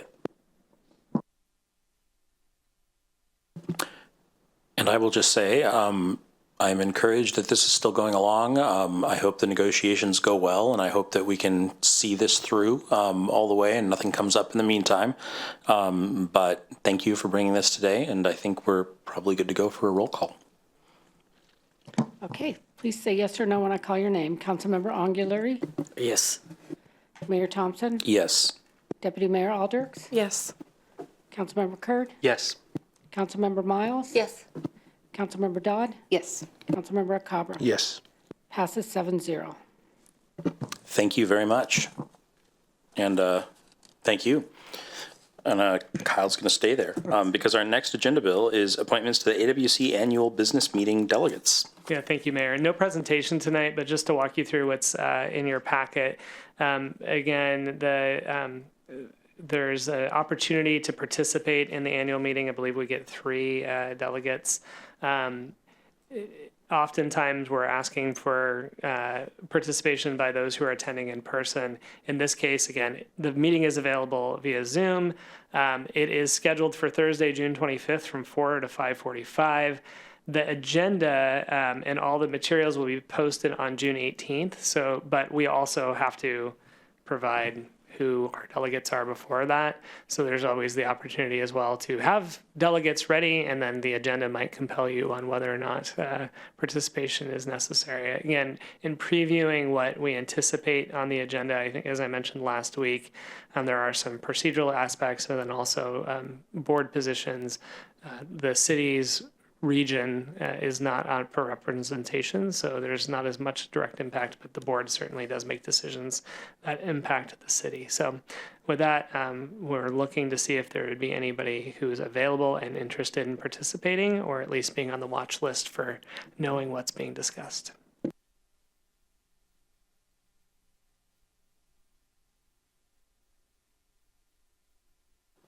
Deputy Mayor. I'm going to say it this way. I have a standing meeting with the city manager scheduled for that time, so I would gladly pass this on to somebody else. Councilmember Curd. I am technically available.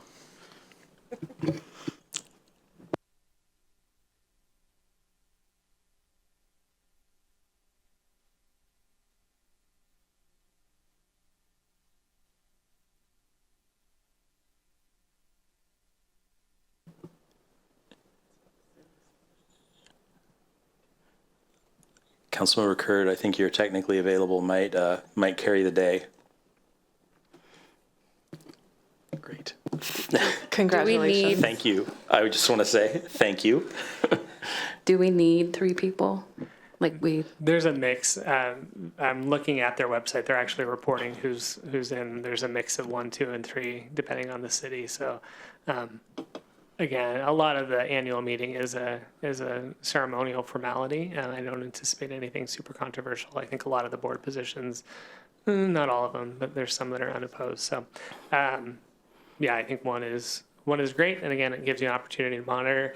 What I also did read. And I don't want to misquote it, but while there's registration, yeah, that's what it is. So there's registration is due early, and then voting delegate registrations, cancellations, and substitutions will be accepted until 2 p.m. on June 25th. So it's like we have the deadline of what we plan for, and then if something does come up when the agenda gets posted, what would be helpful is if we identified who to contact, since we won't have the opportunity to pull council together to see who's a volunteer, or we could just get general direction of if there's something controversial that comes up, the mayor and deputy mayor will be the primary 2 people. I am also technically available at that point in time and could make that happen.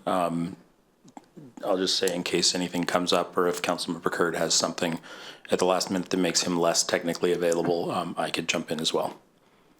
Councilmember Dodd? I am also available at the time if we need 3 people to vote on something crazy.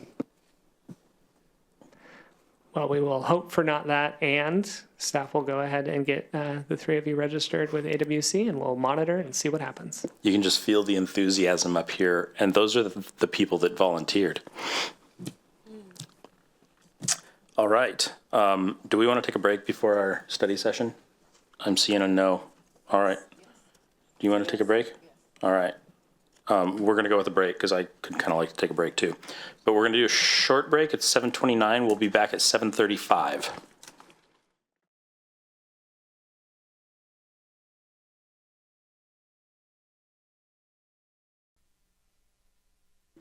All right, welcome back. We have a study session tonight about our Parks, Recreation, and Open Space Draft Plan Review and Feedback. City Manager. Thank you, Mayor. And the purpose of the study session tonight is for council to be presented with an overview of the Draft Parks, Recreation, and Open Space, or PROS, plan. And we are looking for feedback on the plan's vision, goals, and strategies. We're going to be, we're joined tonight by both the Parks and Recreation Director, Nick Stroop, but we're going to turn things over to our Parks Planning and Development Manager, Aaron Milner, who has been doing, I'm going to say, a whole heap of work as we've moved forward with several planning efforts, and in particular this PROS plan. So Aaron, thank you for everything you've done in this, and we look forward to hearing where the plan sits today. Great. Thank you, Kyle. Good evening, Mayor, Deputy Mayor, and Council. We're here today to present to you an update to the Parks, Recreation, and Open Space Plan, also known as the PROS plan.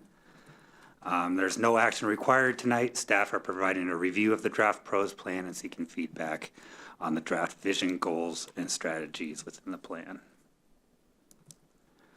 So really quickly, just to bring you back up to speed again, the PROS plan, it's a long-range planning document that identifies goals, priorities, and resources for the Parks and Recreation Department. Updates are required every 6 years to maintain grant eligibility through Washington's Recreation and Conservation Office.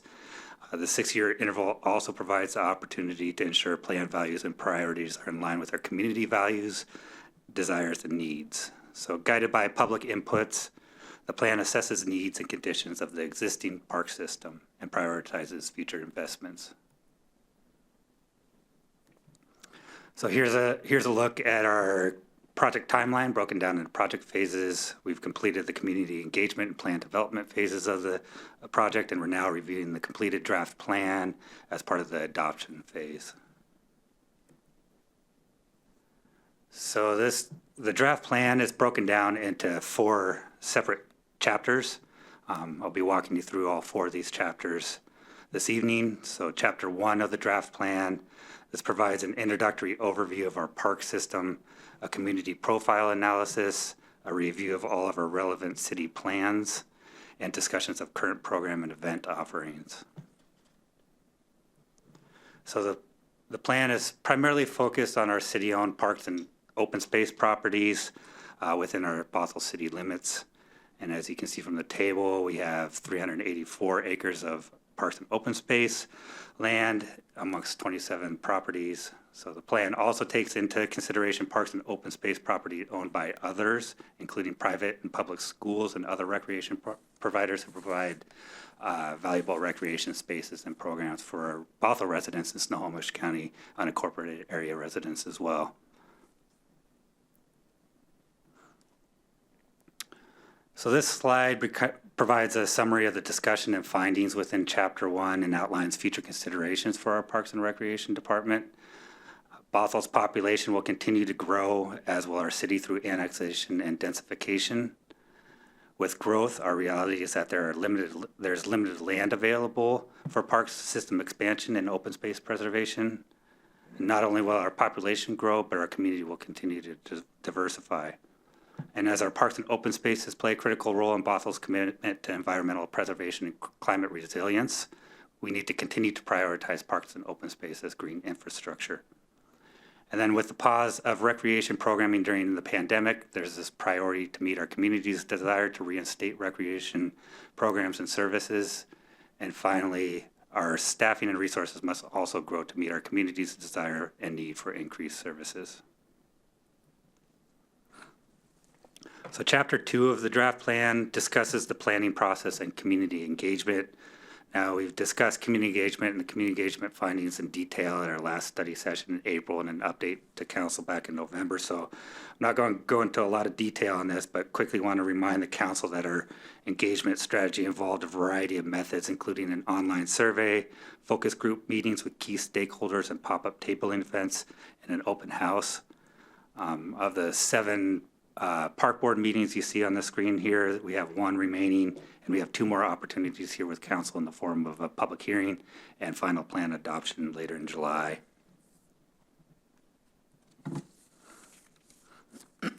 So moving on to Chapter 3 of the plan. This Chapter 3 provides a system overview of topics such as park access, visitation data, current park asset conditions, recreation programming demands, funding and staffing needs, and the comparison with peer cities of similar size and characteristics.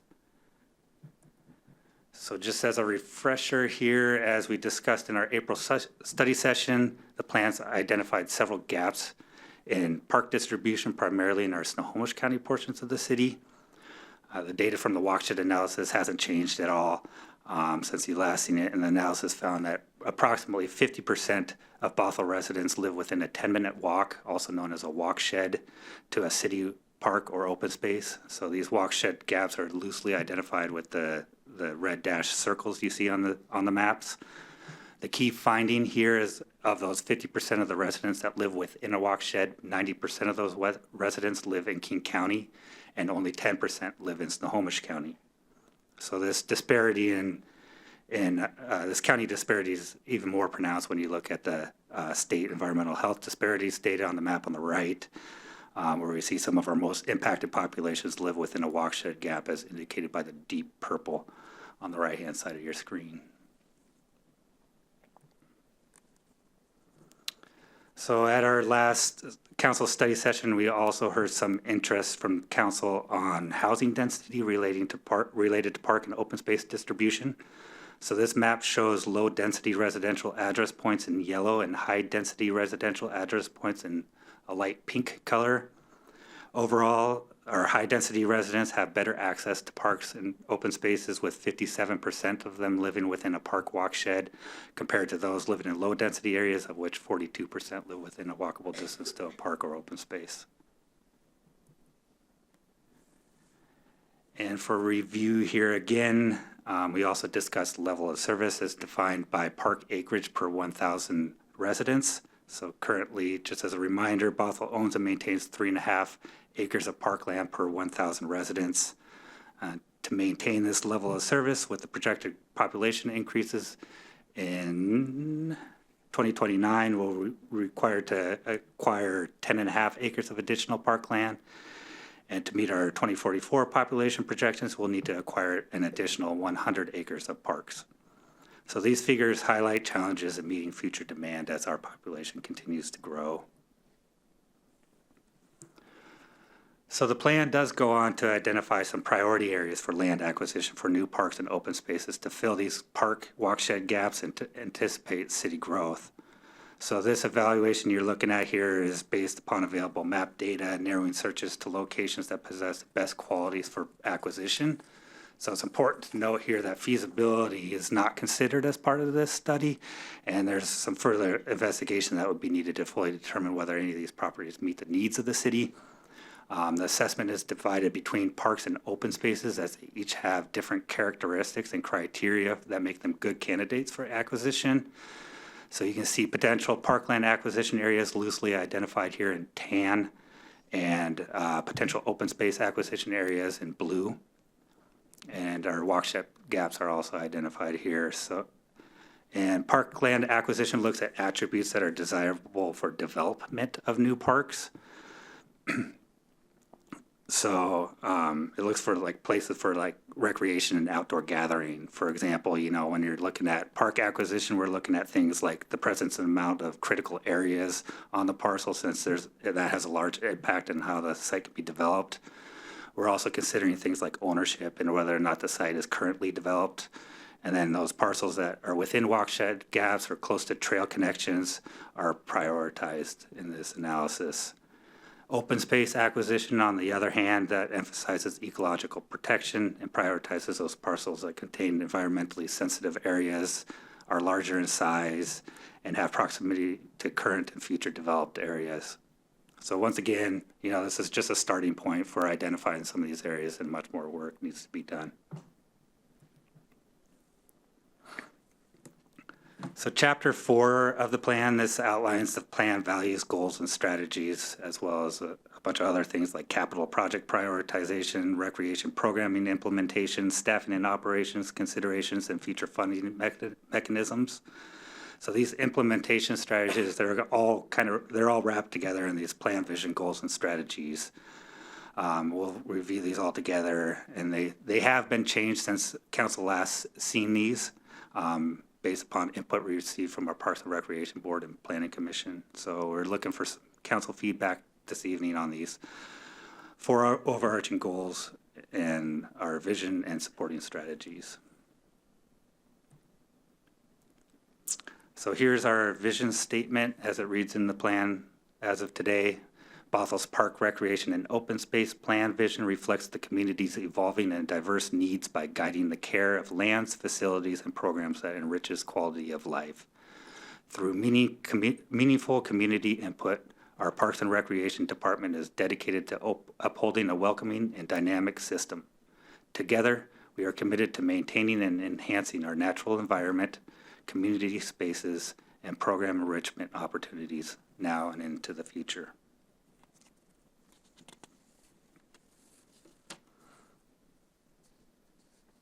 So once again, there's 4 goals here that we'll cover. With it, each of these has supporting strategies. And this first goal is to maximize current system potential through design and implementation. This goal focuses on the need to make sure existing systems are utilized to the fullest extent possible through design and the addition of multi-use park amenities and facilities. So this first strategy, redevelop, community parks equitably through intentional design for community and ecological benefits. This speaks directly to the potential of the goal of realizing the potential of our current community parks. There's a need to expand the variety of recreation facilities and amenities within our park system to include not only multi-use fields, shelters, and sports courts, but to also offer a greater range of amenities, things like skate parks, inclusive playgrounds, and bike pump tracks, for example. So our open spaces are places to be preserved, but they're also great places for people to interact with nature. So there's opportunities to enhance these areas, providing limited amenities such as trail connections and seating areas. And our multi-purpose facilities can support programs and events in parks, like multi-use lawns, for example, or open air shelters can be used for fitness, wellness, or art programming. Paved trails and boardwalks are great places for nature education and guided tours. While our existing park system is generally in good condition, as our population grows and as park usage increases, operational demands will continue to rise. So Goal B emphasizes taking care of existing park assets and resources. Increasing parks and open space maintenance resources will ensure longevity of our park assets. Additional staffing is necessary to deliver and maintain the capital improvement projects currently underway, and a restart to recreation programming will require dedicated staff. As we look to expand our park offerings, our resources must increase in alignment with our operational needs. There's a need to better track and prioritize replacement and repair of park assets, and we must continue to build and strengthen our volunteer relationships.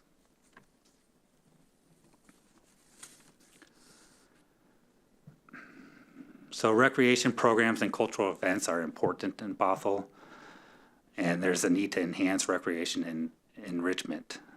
The city should continue hosting community events and expand cultural activities through partnerships with local organizations.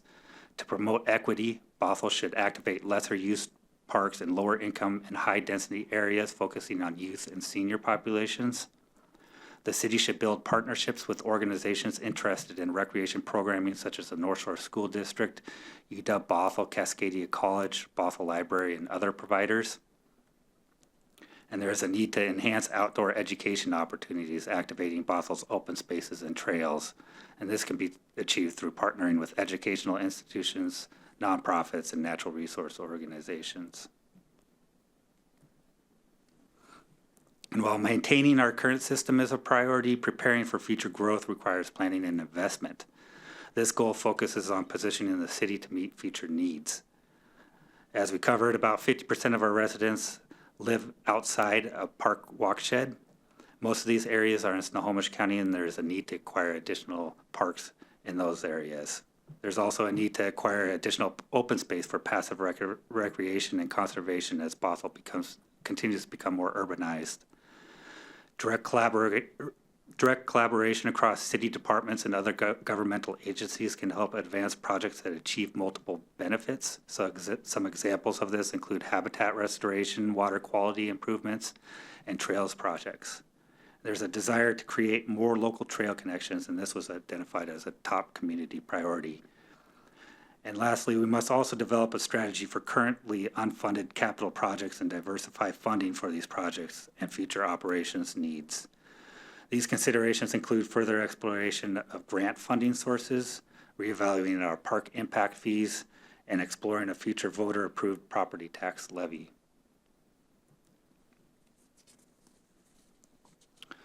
So this slide shows our currently funded projects in progress, our unfunded projects in motion, and unfunded visionary projects. This is a similar list council will be considering through our capital facilities plan this year. There'll be plenty of opportunity to prioritize these projects during the CFP update.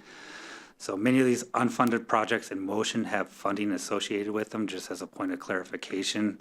But not for design. So a good example of an unfunded project in motion is the park at Bothell Landing, where we have funding for our design and permitting, but not for the construction phase of the project. So the key takeaway here from this slide is that of the 14 projects that are listed here, there's currently exists a $70 million funding gap.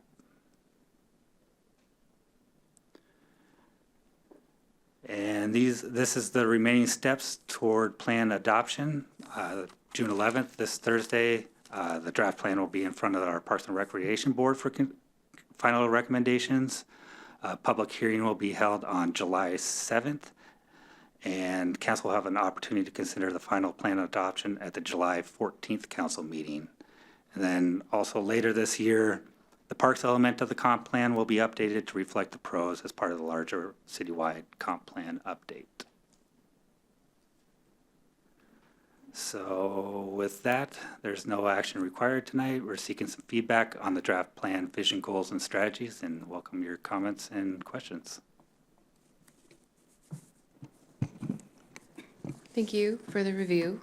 I had a question around just how you grow parks and open space land in like our city environment where a lot of land is already used for housing, or there's not a lot of remaining just empty land. Is part of this process with like the consultant that you're working with going to help inform a strategy or provide a strategy for how to grow it in that sort of more unique way? I imagine 7 years ago, it was like, well, we'll just build it over there where there's a field, but we're running out of fields. Yeah, so I mean, there's obviously some realities that we have to deal with as far as the amount of land that we can acquire to maintain our current level of services on that level of service graph that we showed. Some of the strategies are within the goals already, so it's maximizing the potential of our park system. So you can look at a site, for example, like the park at Bothell Landing, for example. So what we have in design right now is a pretty densely developed park, and so we're maximizing the potential of that park as much as possible. Another thing we're looking at, you look at the Wayne Golf Course, for example. So right now that's classified as an open space property. But as we look to develop it, that could potentially be classified as a community park. So it's offering more services to our community, but still serving like the open space needs of the community. So it's also activating our current open space properties. And I think this was a comment that maybe you had at the last meeting by providing swinging benches, for example, and just these small little amenities that enhance the experience and connection that people have with these properties. Yeah, that makes sense. I had a related question. I wonder, so thinking about like the King County TDR program that preserves I think it's Magnolia Dairy up on West Hill. Is there any mechanism, like if you take an area like Queensboro, where there just really aren't parks, it's fairly built out as far as housing goes, where there's some kind of benefit we could offer a property owner that says, okay, you're living here, you're going to live here for 40 more years. And then for some kind of benefit, I'm thinking tax related, but I'm making this up as I'm talking and it's recorded, so I'm trying to be circumspect, to where the city will then acquire that after a certain amount of time as future parkland. Like, is that a program that has ever existed, or is that, and you can tell me that sounds insane, but like, I'm wondering if there are ever creative ways to power acquisition, even if we're thinking longer term. So that's a great question. It is something that we have taken just some really preliminary steps looking at, working with our community development department. One property in particular that comes into mind is, the opportunity for the Meridian property that DNR owns, and looking at what the opportunity might be there. There's also some other areas that we could explore that would be really classified as open space. So there's a large swath of land, for example, that is up in Snohomish County that's owned by Snohomish County, but it's in the city of Bothell. It really would just be trails, things like that, but it's something. So there are some opportunities out there. Not to mention there's the Shelton View Forest opportunity. There's also some opportunities to work with our current stormwater facilities to make those a little bit more park friendly. And then we also have recently had some residents contact us about what it might look to do like a living trust, for example. So there are actually some really cool things that are sort of bubbling up right now, but still quite a bit of details to work out yet. Yeah, that makes sense. And that's exciting to hear. trails, that did surprise me, how high up it was on the list. And I think just growing up in Bothell, I don't know a different trail system better. So do you have any more detail on what people were seeking when they ranked that? Do you know, like, is it specifically connecting to different things? Is it building out East Rail to come to Bothell? Like, do you know any more about that? It was really quite across the board. You did hear folks that were interested in more passive use hiking trails, but I think a lot of our experience in Bothell is along our regional trail system, and that's how people often recreate. And I think there's a lot of value in those systems, so I think there's an attachment to that regional trail system. So, in my mind is building those connections to those systems for folks.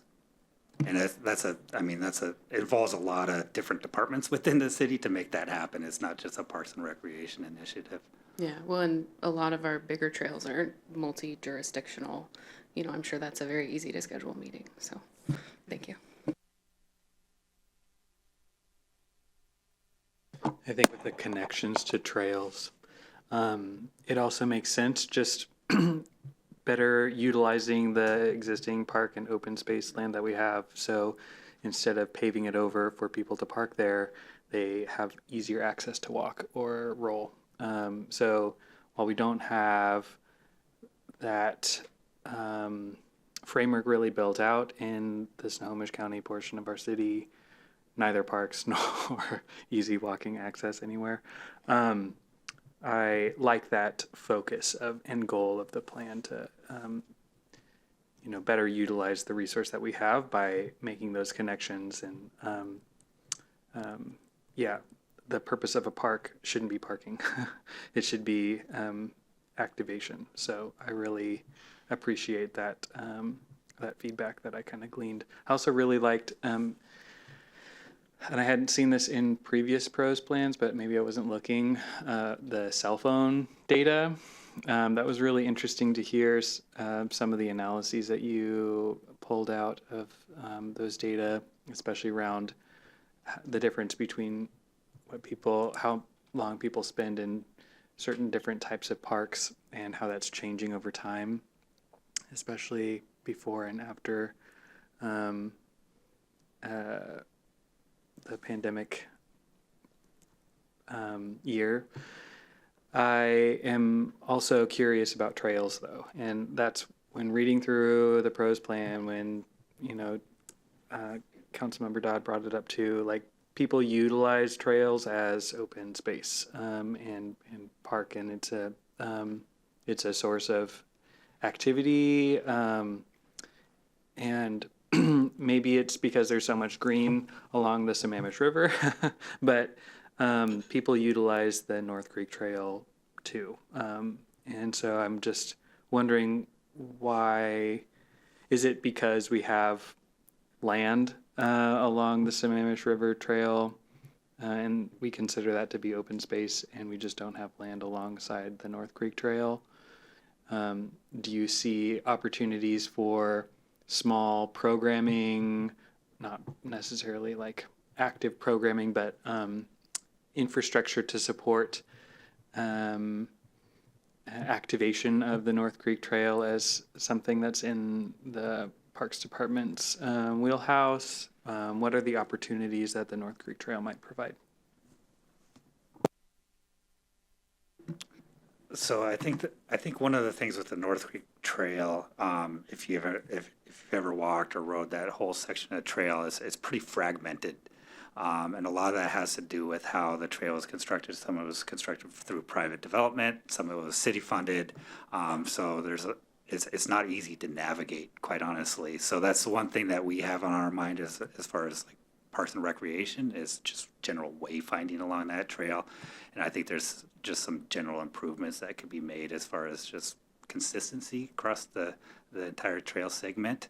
But I do think that there's opportunities there as far as I think it's a nice experience, actually, that trail section.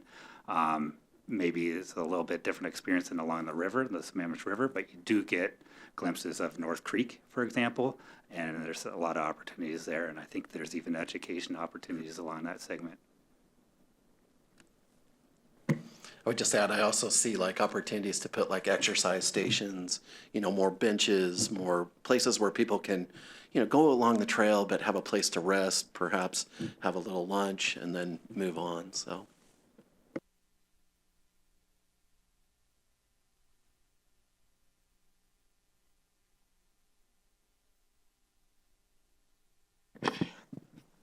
Thank you. Great presentation. A lot of information. All of our residents love our parks. So first question I have, 72 million deficit that we were talking.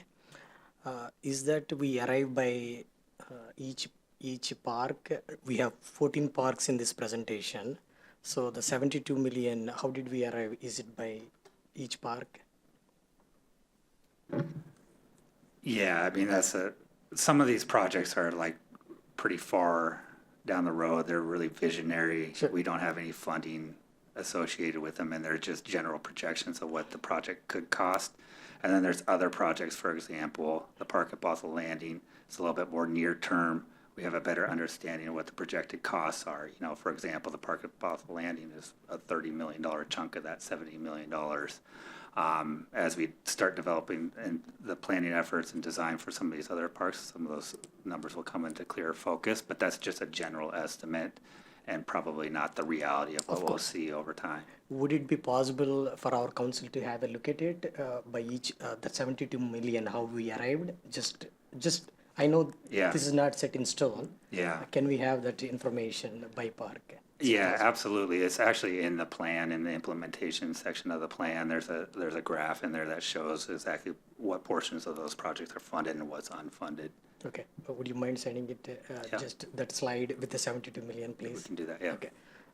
And then I have a next question. Do we have any senior citizen specific parks in Bothell at this moment? Senior citizen specific? We don't, and, mostly because everything we do, we try to make it inclusive to all ages. Yeah, sure. That's really part of our mission. We certainly recognize that we have a large senior population, and we want to find ways to create amenities where they can, be in the park and certainly enjoy the park as much as anyone else. But we really do go, at every park from this place of we want everyone to be able to come and enjoy the space. Yeah, absolutely. Just wondering if we have any plans or in future, like active aging parks or anything, ADA accessible, all that. Especially there is a lot more senior citizens too, I guess. Yeah, I mean, our focus really has become accessibility. So Right. think about we're doing a inclusive playground up at the Cedar Grove Park. We actually hope to break ground on that next year. That's really a park that's meant to address people from the day they were born to the day that they leave the earth. So it's really meant to, bring everyone together and be a space where everyone can interact with each other and interact with the amenities that are there. And last question on the Wayne open space. First of all, thanks to city manager. Last time he educated me, Prasad. We are investing a lot of money in the Bothell downtown parks, not in Snohomish side and all. I definitely understand the sentiment. We should spread the investment along the Bothell city, so not just in Bothell downtown. I just wanted to acknowledge that. Thanks, city manager, for educating me last time. I just wanted to say something on the Wayne open space. We did two open houses, which is really great. I'm not sure how many. I'm not sure how many council members attended. If at all possible, please do share with our council members, because I have not seen many council members attended. If at all possible, those two presentations, please share it with us. When our council members have time, we can take a look at it. I would appreciate it. And then the question also on the Wayne open space, just as an information, we are at the intersection of three cities. Whenever I go, because I live close to that, whenever I go to Wayne open space, I see a lot of people from Kirkland and Kenmore. So what kind of opportunity we as a city can work with the Kenmore and Kirkland, because it is not only we should be investing it, in my opinion, they should be also, there should be some partnership. Any ideas how we can work with other cities because their residents are also using it? Yeah, typically, I mean, parks are maintained by the local jurisdiction. So Kirkland and Kenmore, both have a park system of their own. We know that our residents go and use those facilities as well. For example, Kirkland's actually a really good example because they have like a swimming pool, they have some indoor facilities, they provide some recreational programming that a lot of our residents actually go over and use because we simply don't have that here. So there's always room to talk, and I have frequent conversations with the city of Kirkland, the city of Kenmore. We have explored jointly what maybe perhaps a dog park might look like with the city of Kenmore, for example, because they border us. But yeah, I mean, we're always talking amongst agencies, but typically the way that local projects are funded through the local jurisdiction that has the park. So. And also to update to the fellow council members, a dog park is possible now in the Wayne Park as per the consultant. I mean, that's great news for our residents. I think dog park it was not possible. Now it is possible, it looks like. So which is a great news. Thank you for that. I think there's a lot of interest in it. Thank you. I was going to add, Councilmember Anguilari, so one of the ways, like, there is a lot of shared use of parks. Like, I actually heard from a lot of Kenmore residents about Shelton View Forest, because the Kenmore kind of stops at the county line, but there's a lot of almost Kenmore right there over the border. But the King County Parks Levy is a way that we all in King County contribute to a levy that then gets distributed to the different cities. So I know that there's different projects here and in Kenmore and in Kirkland that are benefiting from that. So as future levies, I think it's done now, what passed, but as future levies are considered at the King County level, it may be that more regional use project can potentially be included. I'm looking at you, Nick, just to make sure that this feels like speaking out of my lane. And that's absolutely correct. And actually the King County levy has put a significant amount of money into the Wayne open space. So it continues to be a source of our funding. Thank you. And for senior, I constantly remind myself to step back and look at the whole system. So for senior activity, I love that our parks are evolving to be more all ages, but we do still work with and fund the NPRSA, which leases to the senior center. So we still have those focused recreation opportunities. It just may not look like a Bothell Park specific park. So I just share that in the sense that I constantly have to remind myself to take a step back. So. To that point, I'll just say that I think from my understanding, one of the popular features of parks that are really beneficial for seniors are like the outdoor gyms. And so when you are thinking about, a park for all ages, and it's in the plan. I've seen it listed, but it's like thinking about, where are some of our senior population centers in the community, obviously near the senior center, but like those are opportunities for those like outdoor gym setups where we know that we can best serve our senior neighbors. So I'm glad that that's a conversation, and I'm glad that it's already on your radar. And I'm just like connecting dots at that point. And to Councilmember Anguilari's question of I also sent it to you in Teams, but page 177 of our packet has the funding level of planned projects. And I just did some quick math. 75% of the deficit is made up of Bothell Landing, Shelton View, and Parkland acquisitions. Bothell Landing being, almost a third of that? Like, it's a $34 million project that's anticipated. And I don't necessarily have questions about how the Shelton View property acquisition funds are going to be found, because we've covered that. Like, that I think is part of a lot of the conversations that we've been having with the state. And so I understand that project is ongoing and getting work done. So really my question is around what are some of the strategies, like you've mentioned some of the strategies of how to acquire parkland, but my question then is how do we fund the parkland acquisition? Are there strategies in mind for And like Kwan's looking at me like he might have opinions. He's like, how are we financing this? And so that's my question. $7 million for parkland acquisition doesn't sound awful. It doesn't sound like, we're reaching for the stars here. It seems very attainable. And so I would just like to know sort of what are your thoughts in like not just like identifying the land, but also identifying the funding for that land. Yeah, I'll take the first shot at that. Your 2040 vision calls out the development of a levy.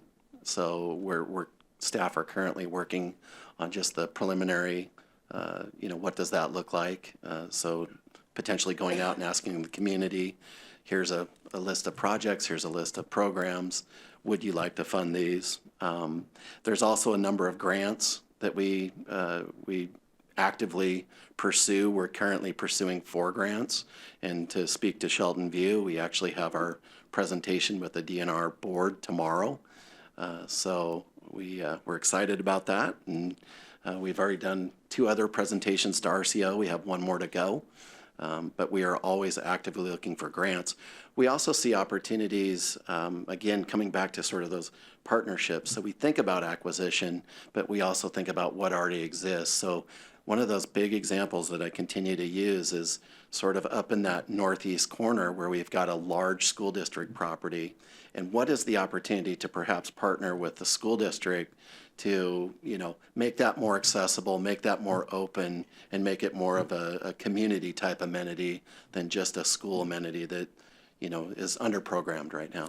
So, but we're always seeking different ways to fund things. I mean, that's sort of the park's way. Most projects are funded by multiple sources. So whether it's state, local, federal funding, we try to patch it all together and, purchase things. Yeah, thank you for walking through that. When looking at some of the priorities, I'm really motivated by the parkland acquisition and because of the equity piece. And you've heard me say this before. I really would like to see, especially on the slide, relating to the acres needed in 2029. So that's, what is that, slide 13? That seems like 10 acres in 4 years at $7 million. Seems like you have the pieces are coming together to make it happen. And I'm really excited and I hope to see that happen from this plan. But, I also want to know that the community is on board and, but it just seems very attainable and that's really encouraging. Yeah, and to your point, we think that we think it's very attainable. And we think about the Shelton View Forest, for example, that's 26 acres. If you start looking at that, you couple that with a couple other things that we're looking at right now, within 4 to 5 years, we could increase that watershed to 75% instead of just 50%, just picking up the things that we're aware of right now. Okay, I'd really love to see that projection in a future slide. Okay. Could you put that together? That's really exciting. Thank you. So you said Shelton View and you said North Shore School District and ding, ding, ding. So Shelton View Elementary, built in the late 60s for people who don't remember that, is finally on this last levy that passed going to be rebuilt. And I wonder, because I have floated this in theory before, but specifically it's right outside the forest. There's a forest entrance by the back entrance to the school, and there are trails through it to get to the front entrance of the school as it stands today. And I wonder if working on a partnership because they're going to rebuild the playgrounds, I assume, when they rebuild the school, if we could do a cool fence setup that they can lock the entrance to the school when it's the weekends and lock the entrance, you know what I mean? So it still preserves it for the school. But if that's an opportunity to add an all ages inclusive playground in a part of the city that doesn't have a city playground, in partnership with the school district as they go into a big capital projects phase there. So I guess 1, is that crazy? And 2, how do I ask about that in the future without bothering you? Well, first of all, it doesn't bother us at all. So partnerships with the school district is important, and we do recognize that as an opportunity. The school district, similar to us, as they move forward with the replacement of their playgrounds, are looking at inclusive amenities. So, I think it's possible. I think that the school district would be willing to have a conversation with us. I know that they've been, just like anyone else, when they go to build these things, certain things fall off of the project list as they do some value engineering.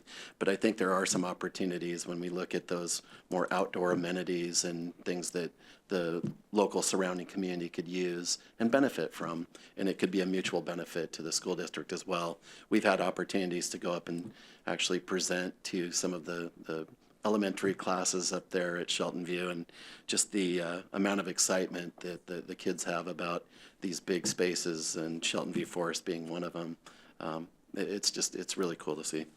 I've gotten to hear from my Shelton View student about some of that, which is pretty exciting to me. He never wants me to talk to him about it, but it's cool that he's excited when you guys go. That's awesome. And you're right, they've been doing a good job. The new Frank Love playground is vastly improved as far as accessibility goes. Thanks.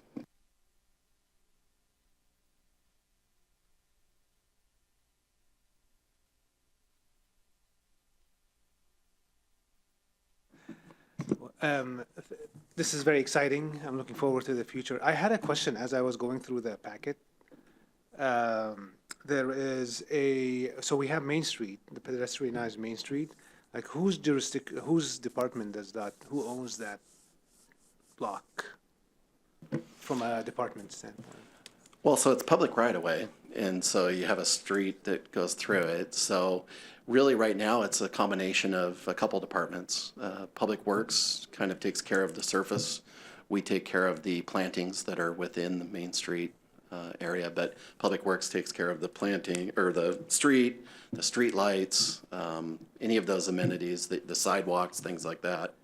Because the question in my mind, that makes sense. The question in my mind, now that it's blocked, and hopefully it's blocked for a very long time, would that be considered a park? Eventually, not right now, maybe. Yeah, I really don't know. I mean, it would be considered a community space for sure if it were blocked. I would say that, again, every time that we look at sort of these areas that we've closed, we have to think about infrastructure. One of the things that Main Street for sure is missing is a public restroom. When you see closed areas, and I was just down at one down in California, they have this really, really nice public restroom, and that really kind of helps activate the area because it is infrastructure that's necessary for We're putting recording, on so I'm not things. going to crack a joke about what you just said. And at some point, we'll get a chance to talk about what we want Main Street to be, including public restrooms, after 6 years. And I'm super looking forward to that conversation. And that'll be in the downtown sub-area plan, right? Is that where we have that conversation? Somewhat soon, I think. Okay, I'm getting nods. Thank you. So that's now, I know it was a street and it was blocked. It's technically a street, but it's going to be blocked for a while. And in my mind, and when I leave council eventually, I'm going to be hanging out there like I hang out in other parks. Could that be considered an open park or an open space, whatever the definition we use for that thing? Yeah, I don't think it's been defined yet, but I certainly think the conversation is probably to come and to be figured out at a date to be determined down the road. All right. I think it's already been determined it's a place we don't like to have events, but we're working on that too. Well, and there's considerations too for access. It is still a route for deliveries and stuff like that. So like I often see vehicles parked right outside the bollards. So it's like open space with like 4 asterisks after it in my head. So I imagine it's hard to balance what happens there with all the needs that still exist. And that's my question. When are we? It's unrelated to your pros plan, but reading this made me think of a space that we have that public can use that's blocked off. And yes, it was a street, and we rigged it to be not a street anymore, or for cars. It's a street, right? And so, but council has a priority where you're looking at activating right of way, but also of like a town square environment, right? So then I think there's a semantic question of like, let's say we have a town square in downtown. Is that a park? Who owns that? I mean, ultimately it's owned by the city. I think who maintains it is something like, how do you think about it? So, I mean, what I hear you saying is like, from a standpoint of, as we have conversations with the community about places to recreate, congregate, and enjoy Bothell, like, is it something we would put on the inventory, right? Like, if we have a Parks and Open Space page, is that something? And I think, yes, at that point, yes. Maintenance is already taking place by parks. So it's like what we know is who owns it would be the city. And then it's I think what the council is eager to have the conversation on is what are the conditions of what's the experience there and what does it look like? Sure. I asked because it's sitting in no man's land right now, and not much. We have it closed off. Yes, well, there's some maintenance but it's closed off, right? And it's a space that it's purposed for the community. And It's closed to vehicles, correct? yeah, it's closed to vehicles. Yeah. I know, that's what I mean. Okay. When I heard It's open to people on it, like To human beings, Yeah. to people walking. like, on and that's why like I don't like to think of Main Street as being closed. I like to think of it as being pedestrianized. Sure. That like Okay, it's fine, open fine, to people, fine, and it is a fine. semantics thing. So fine, you guys, first language English, you guys can argue with me and all those things.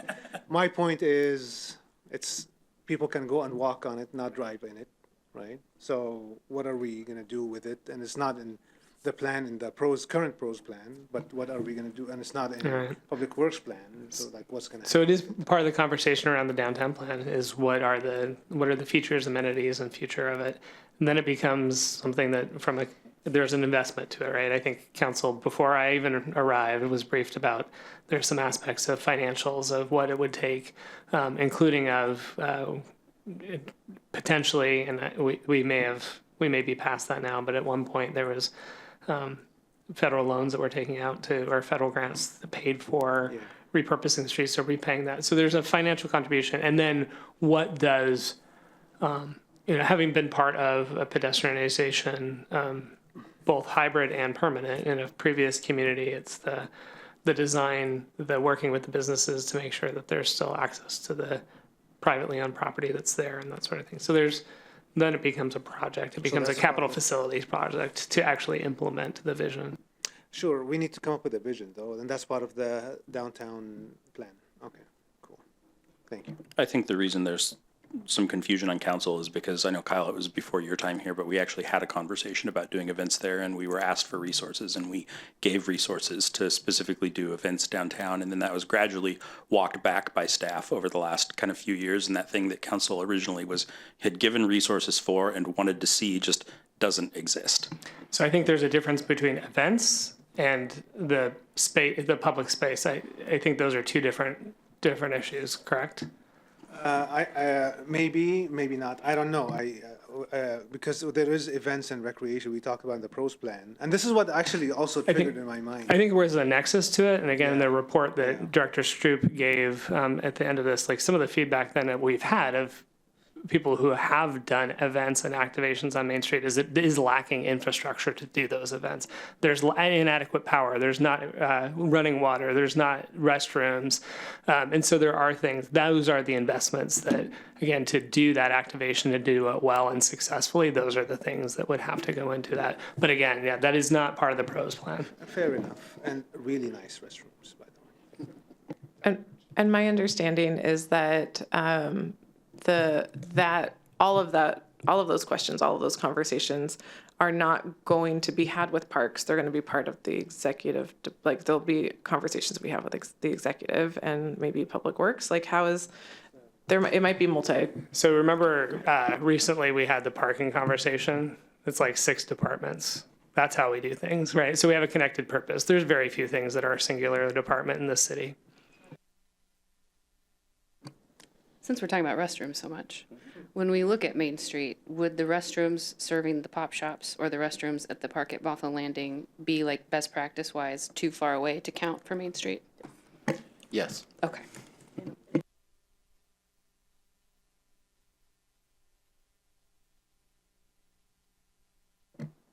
And do you know roughly when that conversation is going to happen around actually doing something with Main Street instead of just saying that it's not good enough to do things and then not doing anything to make it better?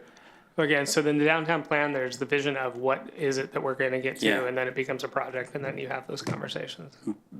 But when are we going to have that conversation around Main Street? I mean, I know that's something we have been asking for years now, and I believe it's teed up for later this year. That's why I asked the question just now. Like, You're having a downtown plan walk here this month. There will be absolutely a stop on Main Street to talk about that. The downtown plan coming to council. I mean, so all of those things are underway. but I mean, so part of the reason we were initially looking at kicking off the downtown sub-area plan is because I was asking about this a couple of years ago. When can we do something with that space? And you had said that would be best served in the downtown plan. And we're like a year and a half into the downtown sub-area plan right now. And I'm wondering when we get to have that conversation about Main Street and like what we want it to eventually be. In my conversations with community development, again, that was the let's put it in context of what are we trying to do overall with downtown, correct? So that is part of that conversation. Again, it's coming back. I can get a date to council. Okay, but just to be super clear, we are having a conversation about what we want it to be, but then we are also going to have the conversation about how to do that specifically around that block, correct? If in the plan, if the council's consensus is in that plan is that you would like to turn that into, you would want to pedestrianize that 2-block section of Main Street, then it becomes, how do we So do that won't happen in the plan? That will be outgrowth from the plan? I'll follow up with you. Okay. So it's been 6 years, and like, it would be really nice to know like when we were going to have that conversation. I thought that was going to happen in the downtown sub-area plan. I think we're saying the same thing. That's why I want to follow up with you, because I think we're saying the same thing. Okay. What I want to be clear on is the downtown sub-area plan is not a financial plan. It is not a engineering plan. It Correct. is not, right? But correct. But that's what set things. Our plans become then implemented, right? And so this is the plan that sets up for implementation. Okay, perfect. And I would just really like to, at some point in time, have a conversation about where the restrooms go, where the outlet goes, what amenities we want there, where kids can play while their parents are hanging out, like things like that. And I'm looking forward to that. And Nick's probably looking forward to not having to hear about that anymore in the middle of his study session about the pros plan. Yeah. But this is still a little bit of a sore spot with us, and I'm very much looking forward to getting that resolved at some point in time. I'm also looking forward to, like 6 years ago, I'm not even sure more than one of us was here. So having a conversation as this council feels very important as well. We can't always stick to decisions that happened before the majority of us were even here. All I'm asking for is a conversation. Yeah, I'm just saying, I'm right there with it's you. got to be a fresh conversation with the perspectives we have now. Correct. That is how that will work with this council. All right, I just want to say thank you, Deputy Mayor, for pointing the deficit spreadsheet, so you don't need to send me anything. But I just looked at Wayne, it's only 2 million deficit for Wayne. But I just want to let everyone know, when we talk to the consultant, it takes 15 to 20 years for the Wayne Park, whatever they presented. So it's a long way to go for anything to do with the Wayne, looks like. I'm just letting you know, based on the consultant. So yeah, thank you.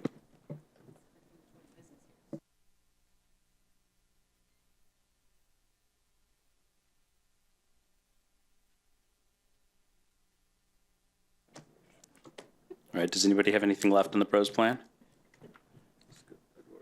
In that case, we will adjourn to executive session. And there's probably something I need to say to do that. It is 8:33 p.m. Council will now adjourn to executive session to evaluate the performance of a public employee pursuant to RCW 4230-110-1G for 45 minutes with no action expected, and council will adjourn at, I know I have to math now, at 9, I don't know, what's 45 minutes from 8:33 p.m.? 9:18 p.m.